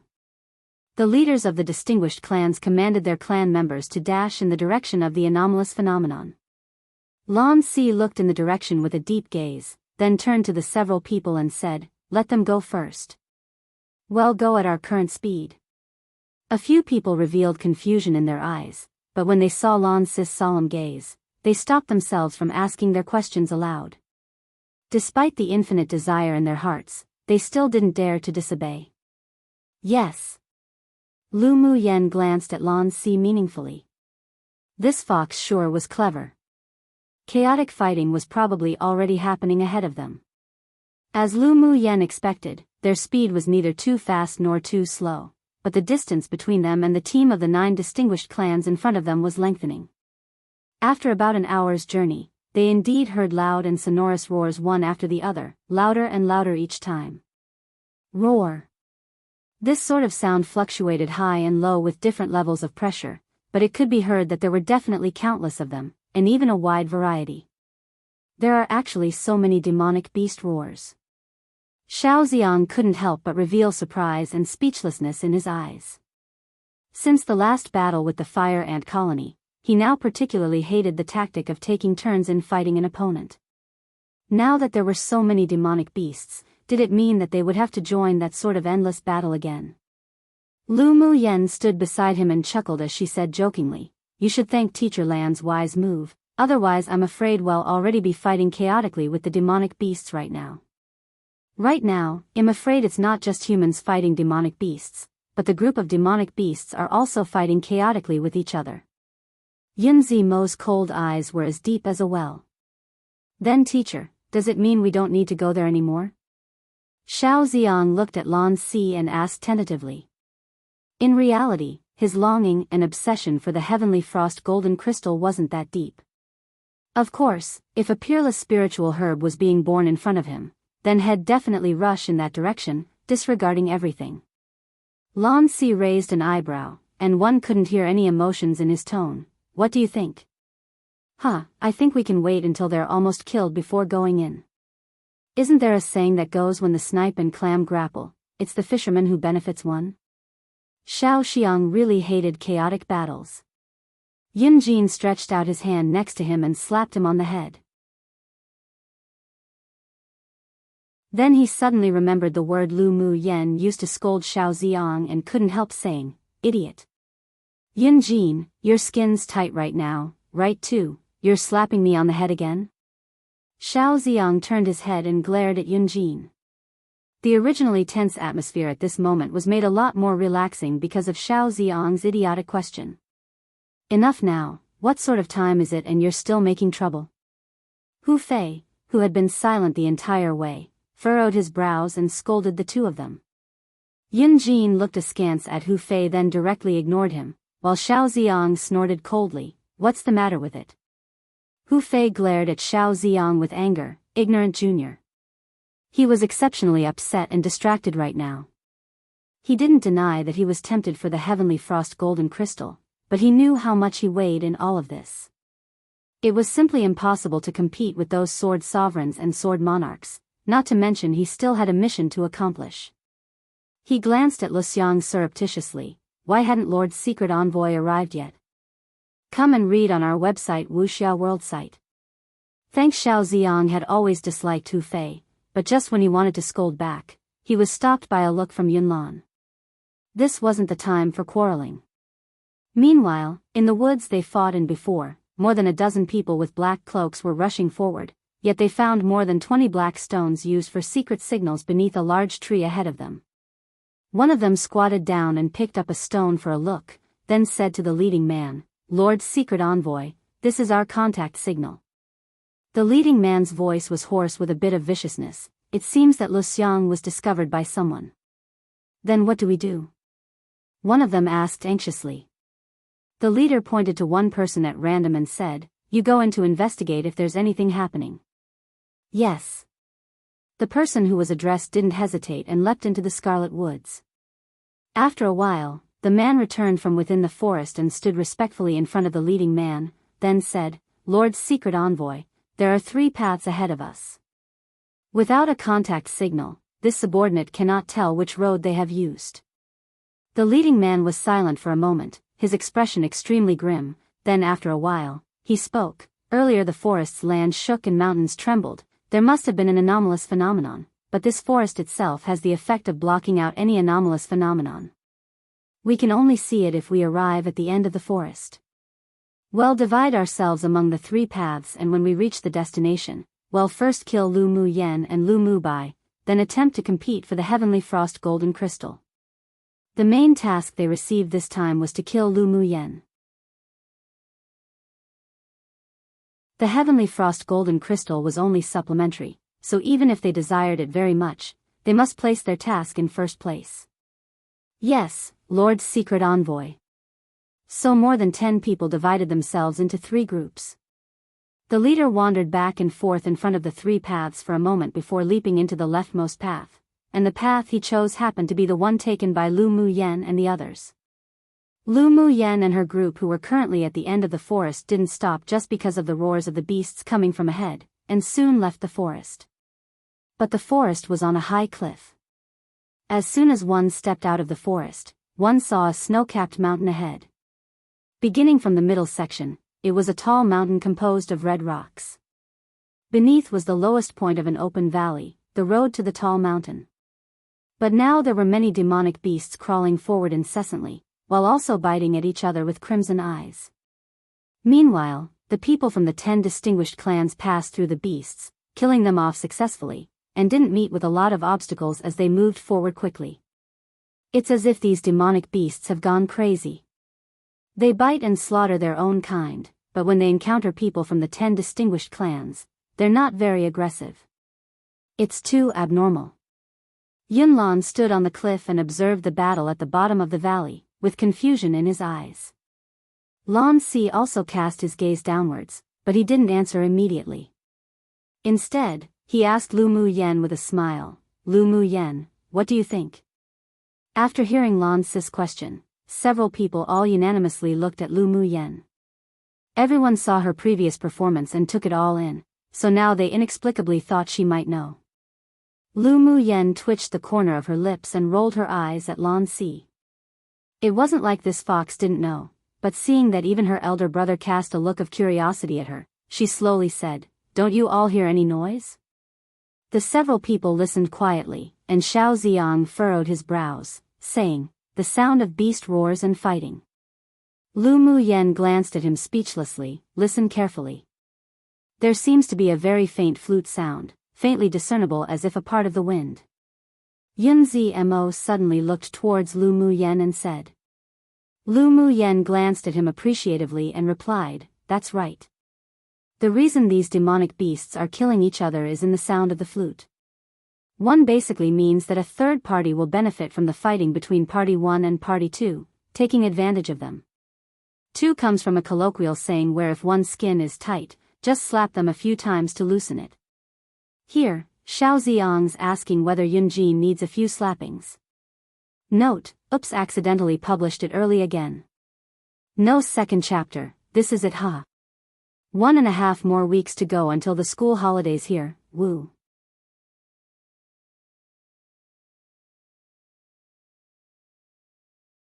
Chapter 113. Hearing the conversation between Lu Muyen and Yunzi Mo, the others also listened carefully, and they realized that there was indeed a very ethereal flute sound coming from a distance. This must be the Yi clan's beast-taming skill. Lu Mubei's eyes were profound, with a look of understanding. A gentle smile appeared on Lan Sis' handsome and elegant face as he folded his arms. Yi Zhan is indeed amazing. Such scale and skill, only he could exert it. Truly worthy as the Eastern region's peerless genius. Lu Muyen didn't express her opinion. She had seen a similar beast-taming skill back at the Beast Tamers sect. This was different to the beast-taming incantation she obtained, but it had the same effect. However, the level of this skill was many times worse than the one she knew of. If her strength reached Sword Sovereign, or she successfully formed her core, she would also be able to achieve this sort of skill level in controlling beasts. Unconsciously, her hand touched the ice bangle again. Strength, power, a strong determination burst out from the bottom on her heart. So this turned out to be the control of Senior Yi Zhan's flute sound. How amazing! Xiao Ziang couldn't help revealing a sliver of admiration. That man was simply the legend of the Eastern region within the last 100 years. Hearing Xiao Ziang's way of address towards Yi Zhan, Lu Muyen suddenly realized that, aside from when Lan Si added a senior when speaking to Xian Bo Jian, afterwards, regardless of who, he addressed sword sovereign powerhouses with their names, addressing them as equals to him. She even faintly felt that Lan Si's gentle tone carried a sense of indifference. Aside from his special appreciation for Yi Zhan, he didn't show any respect that a junior should possess towards sword sovereign powerhouses at all. It might not be easy for other people to discover it, but she also held such a state of heart as she, who used to be the female immortal of the spiritual world, bore absolutely no fear of sword sovereign powerhouses. In her eyes, what they represented was simply a higher cultivation base than her right now. Aside from that, at most it was appreciation of individuals, such as the same appreciation of Yi Zhan. The strength of a sword sovereign was only equivalent to the cultivation base of a core formation stage in the immortal cultivation world, what she used to consider to be an ant-like presence. But she dared to conclude that she and Lan Si were definitely not the same kind of people. He had a deep secret behind him. His cultivation base should have been hidden, and it was probable that even his usual gentle and refined temperament was just an appearance. But who had no secrets? Lan Si wasn't hostile to her, that was enough. She had no intention of exploring other people's secrets. Seeing Xian Bo Jian lead the pupils from the Xian clan to emerge from another side to join the other 9 distinguished clans, rushing forward and about to reach the foot of the tall mountain, Lan Si said leisurely, "Let's go too." Yes. The others also leapt off the cliff with him and rushed towards the foot of the mountain. Along the way, demonic beasts fought each other while from time to time, when they saw them in their crazed state, they would also attack. But they were all easily killed by Lu Mubei and Yunzi Mo, the 2 leading people. Lu Muyen looked at the rainbow hanging over the tall mountain. A faint heart palpitation spontaneously emerged within her. She furrowed her brows. It seemed that there was extreme danger and little fortune this time. However, she wasn't afraid. Without the courageous heart to go forward, how could she hack through brambles and thorns and charge onto the path of the strong? Mo Yen, did the Tier 7 demonic beast hide itself? Lu Muyen discovered that since the attack from the fire ants, that sense of oppression that enveloped them in the scarlet forest gradually withdrew. With his eyes closed, Mo Yen laid on Lu Muyen's shoulder, and without even raising his eyelids, it must be the appearance of the human sword sovereigns that made him fear, so he hid himself. That Queen Mother Ant was also driven by him to besiege you all. But that person named Yi Zhan must have found him. Why do you say so? Lu Mu Yen asked with interest. Intuition. After Mo Yen said that, he remained silent and rested his mind. A trace of spiritual force quickly entered his body from the outside, and the demonic energy that wound around his dantian was even denser than before. Come and read on our website Wuxia World site. Thanks. After separating from Ming Xiu, Lu Mu Yen refined a few cauldrons of pills for Mo Yen. The blood essence and cultivation base he lost was quickly remedied by the pill, and his demonic energy also accumulated not far off from advancing. If it weren't for the wrong time and place, he had already planned to find a hidden place to condense his Yaofu. Lu Mu Yen glanced at Mo Yen. Intuition? Well, she also had the intuition that the transformation stage demonic beast was definitely not easy to deal with. Because the sound of that very faint flute was still reverberating in the air, they reached the foot of the mountain with basically no hindrance along the way. At this time, the pupils of the 10 distinguished clans had already entered a boundless, enormous cave at the foot of the mountain. Lan Si looked at the entrance cautiously and had everyone restore their elemental energy and physical strength to its peak, then enter. A quarter of an hour later, he waved his hand and led everyone into the cave. The inside of the cave was very bright. There was only one narrow path leading to the depths, and on the two sides of the narrow path was surging and tumbling lava. If one accidentally fell into it, those Sword King's strength and below would definitely go meet Yama 1. After walking another quarter of an hour, they crossed the narrow path. Then a hillside made of volcanic rock appeared before them. What entered their eyes after crossing the hillside was astonishing. The elite pupils and powerhouses stood on Lu Mu Yen and their party's side, while in front of them was a lava lake that constantly bubbled, fiercely hot. In the center of the lava lake laid a long, thin, golden liquid which was slowly solidifying. The most important thing was that on the opposite side of the 10 distinguished clans, which was also the other side of the lava lake, there stood 2 men who dressed uniquely. One of them, although handsome and carried an effeminate feel, had a cyan sharp horn that emerged from his head, while the other was 8 feet tall, burly, and there were a few fingernail-sized scales on the side of his face. Behind the 2 of them were more than a dozen Tier 6 demonic beasts, and only from 2 species. There were records of them on the continent's demonic beast record. They were the sky-swallowing python and the spirit rhinoceros beast. Seeing the more than a dozen Tier 6 demonic beasts, it wasn't difficult to guess that the 2 people standing in front of them must be Tier 7 transformation stage demonic cultivators. Lu Mu Yan's gaze swept over the burly man. She felt the same oppressive aura that she felt in the Scarlet Forest. She could conclude that this large man was the demonic cultivator who ordered the Queen Fire Ant to attack them, and also a transformed spirit rhinoceros beast. Their arrival gained the attention of the 2 groups of people. Those in the 10 distinguished clans saw that it was the group Lan Si led, so they didn't pay much attention, while the 2 transformation stage demonic cultivators swept over their cultivation base and their lips rose with ridicule. Lu Mu Yen scanned the area secretly with her spiritual sense once, and found that guy, Ming Xiu's, aura. But she couldn't judge his position, probably because he used some sort of secret skill to hide. Human sword masters, what do you intend to do, breaking into this king's cave dwelling? The effeminate demonic cultivator at the transformation stage retracted his gaze on Lan Si and his party, then looked at the sword sovereigns of the 10 distinguished clans coldly, asking. A yellow-clothed sword sovereign old man, who Lu Mu Yen had never seen before, sneered, "Humph, I sure don't know when this volcano became the cave dwelling of a sky-swallowing python. You beings that usually like the cold could survive for a long time in such high temperatures? What a joke." A chill radiated from the effeminate man, and the large man beside him, together with the Tier 6 demonic beasts behind them, prepared themselves, ready to act at any time. The battle was on the verge of starting. One Yama, the king of hell in Buddhist and Hindu mythology. So they'll die, basically. Battle, on the verge of starting.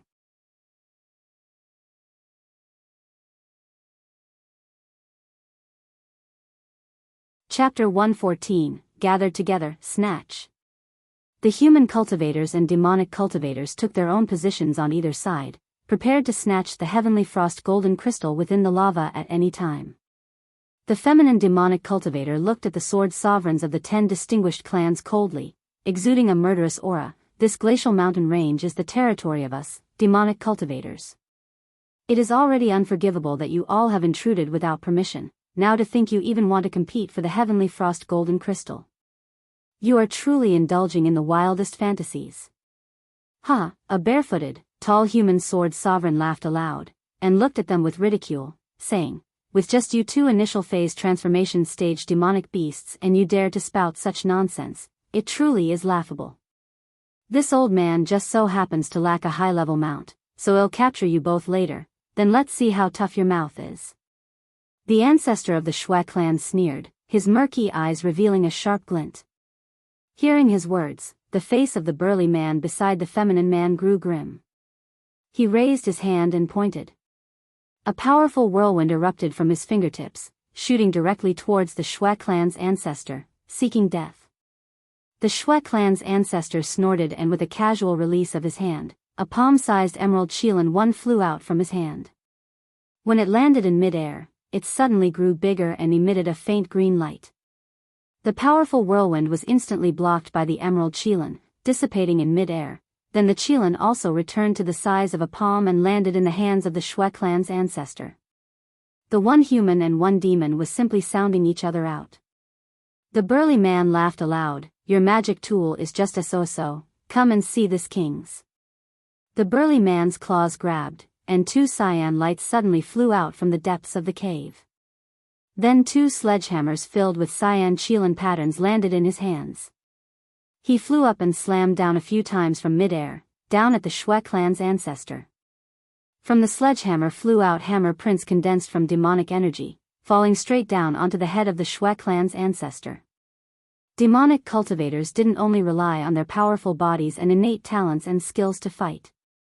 They could also control humans' magic tools, and many high-level transformation stage demonic cultivators would also infiltrate among the humans and pay a certain high price to request high-level smiths to refine magic tools suitable for them.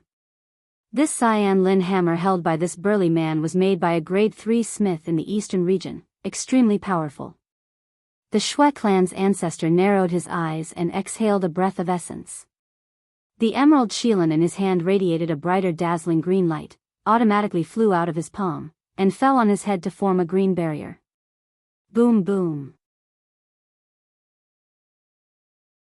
The hammer prints all fell on and hit the emerald Qilin, releasing a few loud noises. Then the hammer prints slowly faded away and a crack appeared on the emerald Qilin.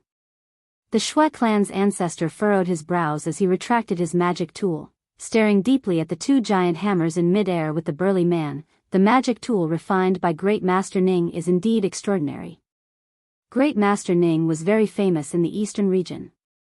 Although he was only a grade 3 smith, but every magic tool he produced was all of the finest quality. They could even match the magic tools refined by a grade 4 smith in terms of perfect attributes. Except he had a weird personality, as he rarely made magic tools for human cultivators, and instead, cooperated with demonic cultivators more often. Ha! Great Master Ning is better than your group of greedy and hypocritical humans. Speaking of Great Master Ning, the burly demonic cultivator man revealed some respect in his eyes. Lu Mu Yen looked at the 2 giant hammers with great interest. This pair of spirit treasures was indeed extraordinary. Not only was there excellent heat control during refining, but several materials suitable for demonic cultivators were also added, allowing it to be even more powerful. Compared to Wuxiao, he was indeed much stronger. When she had the chance, she sure wanted to visit Great Master Ning. So you are all prepared to battle then? The previous barefooted human sword sovereign's face was full of battle intent. The large demonic cultivator man held the giant hammers in his hand and said arrogantly, "It was just a warm-up just now, why in such a hurry? Wouldn't it be even more interesting when the heavenly frost golden crystal's born? Come and read on our website Wuxia World site. Thanks, they're delaying time." Mo Yan's voice resounded in Lu Mu Yan's sea of consciousness.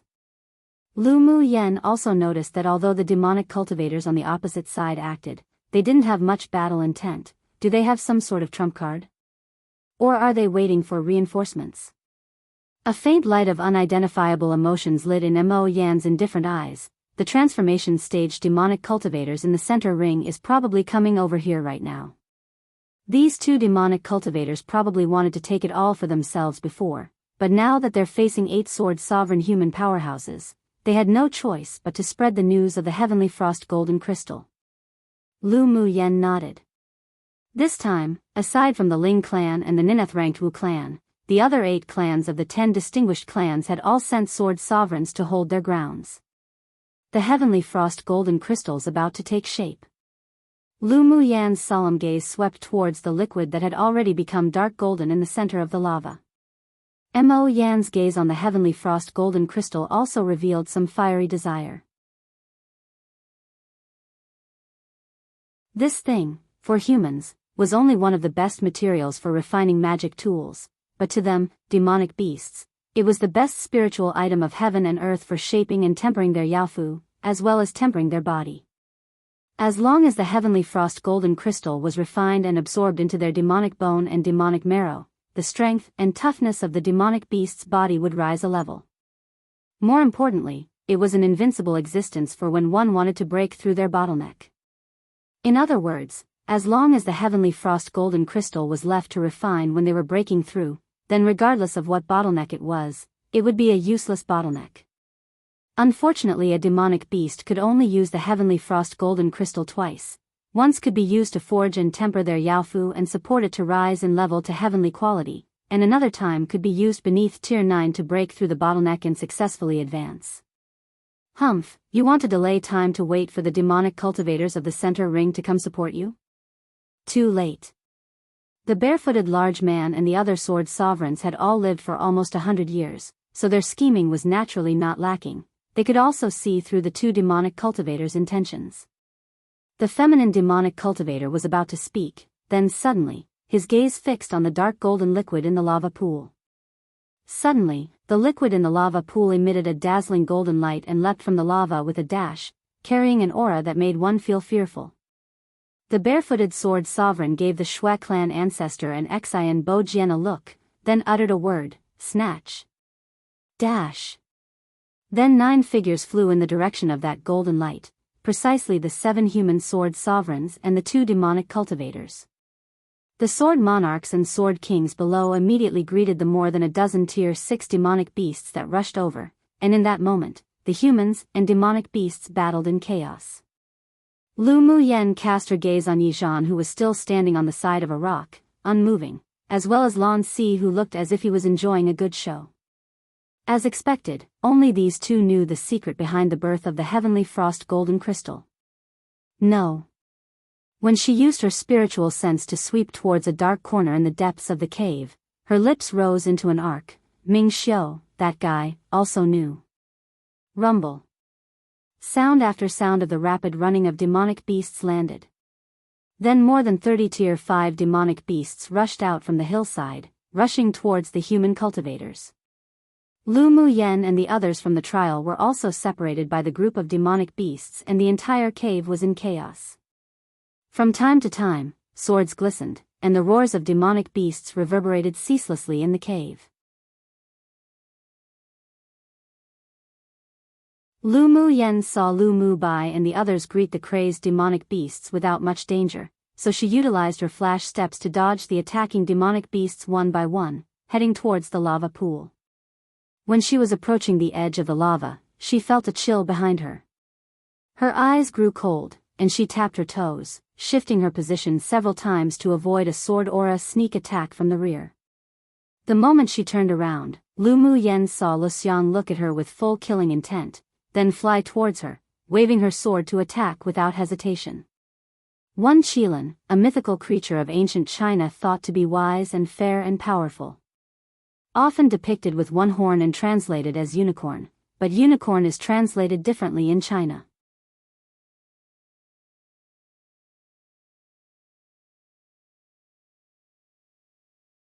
Chapter 115, Kill. With a strong killing intent exuding from Luxiang, she tore off a jade ornament hanging on her neck with one hand and clenched it tightly. When the jade broke, a force that didn't belong to her suddenly burst out from her dantian. The sealed water attribute elemental energy penetrated into Luxiang's meridians bit by bit, and her cultivation base rose incessantly. From advanced phase Sword Spirit, she broke straight through to initial phase Sword King, then middle phase Sword King, advanced phase Sword King, and finally, she stopped at peak phase Sword King. Just like Gu Yan ran last time, Luxiang's face was flushed after relying on an external force for power. Blood vessels bulged, and it appeared that it was slightly uncontrollable. Luxiang's strange movements naturally attracted the attention of many people. Lan Si, who had moved beside the lava pool, stood there, watching with interest, as Luxiang condensed a water column that headed straight towards Lu Muyen. Yi Zhan didn't miss the look on his face, as if watching a show, and said, "Not going to go up and help? She doesn't need it." Lan Si was obviously extremely confident in Lu Muyen. A strange brilliance flashed past in Yi Zhan's deep black eyes that seemed to pardon thousands and possess great wisdom. He casually swept over Luxiang. This method of using external force to advance one's cultivation base was extremely harmful to oneself, and she couldn't be Lu Muyen's opponent either. "Aren't you going to snatch the heavenly frost golden crystal?" Lan Si asked with a smile when he saw Yi Zhan cast his eyes on the battle between Lu Muyen and Luxiang. Yi Zhan's voice was light. "And why don't you go snatch it?" Lan Si looked up at the sword sovereigns who chased after the golden rays of light not far away as they battled each other. Those demonic beasts and human cultivators who were affected by their violent sword auras were all now buried here, and he sighed, "I'm just a sword monarch cultivation-based junior, so what could I use to compete with the sword sovereigns?" Yi Zhan smiled meaningfully, "Is that so? Then I won't be polite later." Lan Si had a gentle and harmless smile on his handsome and elegant face, and both of them knew what it meant by "won't be polite later." Within the crowd, Lu Muyen took out the golden long whip and directly greeted Luxiang's attack. Although this woman appeared to be at peak phase Sword King, but she only had the combat power of a middle phase Sword King, and her experience was even more lacking. The water column that flew out was turned into countless droplets by the snaps of her golden long whip. "Lu Muyen, today I'll first ruin your dantian to avenge Yen Ran, then send you to pass on. It's an honor for you to die in the birthplace of such a spiritual item such as the heavenly frost golden crystal." Luxiang kept forming seals with her right hand. Waves upon waves of elemental energy within her, as if wanting to burst, maniacally channeled into the long sword she held, and she smiled sinisterly at Lu Muyen. Lu Muyen sneered. This woman's brain must have been muddled. "Well, I sure won't destroy your dantian, nor let you be honorably buried in the birthplace of the heavenly frost golden crystal." Lu Muyen waved the whip with one hand and the other formed seals at the same time, then her red lips finally uttered a few words gently. "I'll let you be buried in the belly of a demonic beast and accompany the glacial mountain range forever." Anger rose on Luxiang's face. She raised her hand and waved. Countless water droplets flew from her longsword as if strings of beaded curtains, falling around Lu Muyen. The crystal drops of water resembled chains of beads strung together with elemental energy, each emitting a faint blue light, but not falling down. It formed an ellipse that enclosed Lu Muyen. The elemental energy within Luxiang's body was slowly drained. She knew that she wouldn't be able to maintain the peak phase Sword King cultivation base for long. When the borrowed power in her body was consumed, she wouldn't be Lu Muyen's opponent. Therefore, after the tentative attacks, she mobilized the elemental energy within her entire body and used her strongest killer move. Success or failure would depend on this move. Lu Muyen felt that every drop of water on the beaded curtain surrounding her carried vast and boundless elemental energy. It was a manifestation of the elemental energy condensation, but this condensation was formed from that mysterious power that Luxiang borrowed within her, so it would last no more than a quarter of an hour. She watched the beaded curtains shrink, carrying the power capable of destroying the sky. As long as one touched it, it would explode completely. She no longer hesitated, put away the golden long whip, stopped forming hand seals, and stretched out a wrist, opening her palms. Come and read on our website Wuxia World site. Thanks, an icy whirlwind rolled out of her palm and dispersed in all directions. Tinkle, the whirlwind made clear, crisp, sweet noises as it rolled up the beaded curtain. After the water drops were blown by the wind, they immediately turned into crystal-clear ice beads, swaying constantly.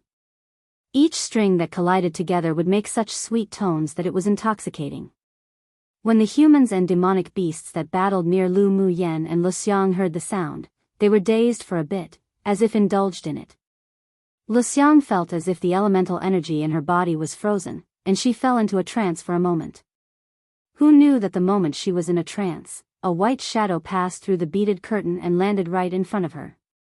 Her eyes grew wide, and she wanted to stab Lu Mu Yen with her sword, but who would have expected that her movements were exceptionally slow? Horror rose on her face unconsciously. That sword had yet to meet Lu Mu Yan's body when she felt a sudden pain in her chest. She slowly lowered her head to look at her chest and saw a half-inch-long dagger stabbed straight into her heart. How is that possible? Luxiang's eyes were full of incredulity, looking at Lu Mu Yen, who was smiling softly, and slowly spit out the 4 words. Lu Mu Yen took out a silk handkerchief and wiped her hands. When she loosened her fingers, that handkerchief fell into the lava with the wind, immediately turning into ashes. She looked at Luxiang and said, "How is it not possible?" Luxiang looked at Lu Mu Yan's stunning face that carried a smile, but there wasn't a lot of emotion in her eyes. It was a kind of disregard. Lu Mu Yen didn't regard her as a real opponent at all. She wasn't even qualified to be belittled, only indifference and disregard. She watched the blood on her chest slowly solidify into red ice and raised her head to look at Lu Mu Yen inconceivably. This woman was actually a dual attribute sword master. But how could the fire attribute coexist with the ice attribute? Her eyes darkened, then a vicious light burst out in an instant. Even if she died, she would drag Lu Mu Yen, and the sword masters of the same level here, down with her. Lu Mu Yen naturally saw the confusion and viciousness in her eyes, but she didn't want to continue to speak nonsense, nor explain, to her opponent. With a wave of her hand, the golden long whip swung out and rolled Luxiang up. I already said, I want you to accompany the glacial mountain range forever. Lu Mu Yen hated others that backstabbed her, and sneak attacked her. Towards enemies, she was never merciful. With a light toss, Luxiang's body fell in front of a Tier 5 ice crocodile who was trying to flee towards the entrance of the cave for whatever reason. The ice crocodile saw that a human dared to actually block its way, and in a rage, it bit Luxiang's legs without hesitation and began to bite and swallow. Ah! The shrill cry echoed within the cave. Looking at the fear in Luxiang's eyes, Lu Mu Yen didn't express too much emotion and remained indifferent. When she was in the immortal cultivation world, because she wasn't ruthless enough, in a moment of softness, she let an enemy go. In the end, she was besieged by that person who returned with reinforcements and was severely injured, barely surviving. From then on, she would never be merciful to her enemy.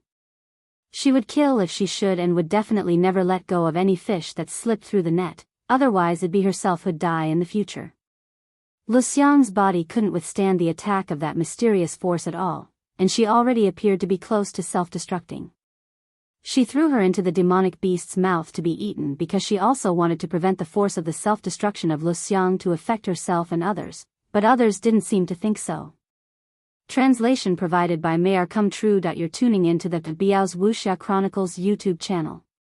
Don't forget to subscribe and join us on this journey to catch the most captivating stories.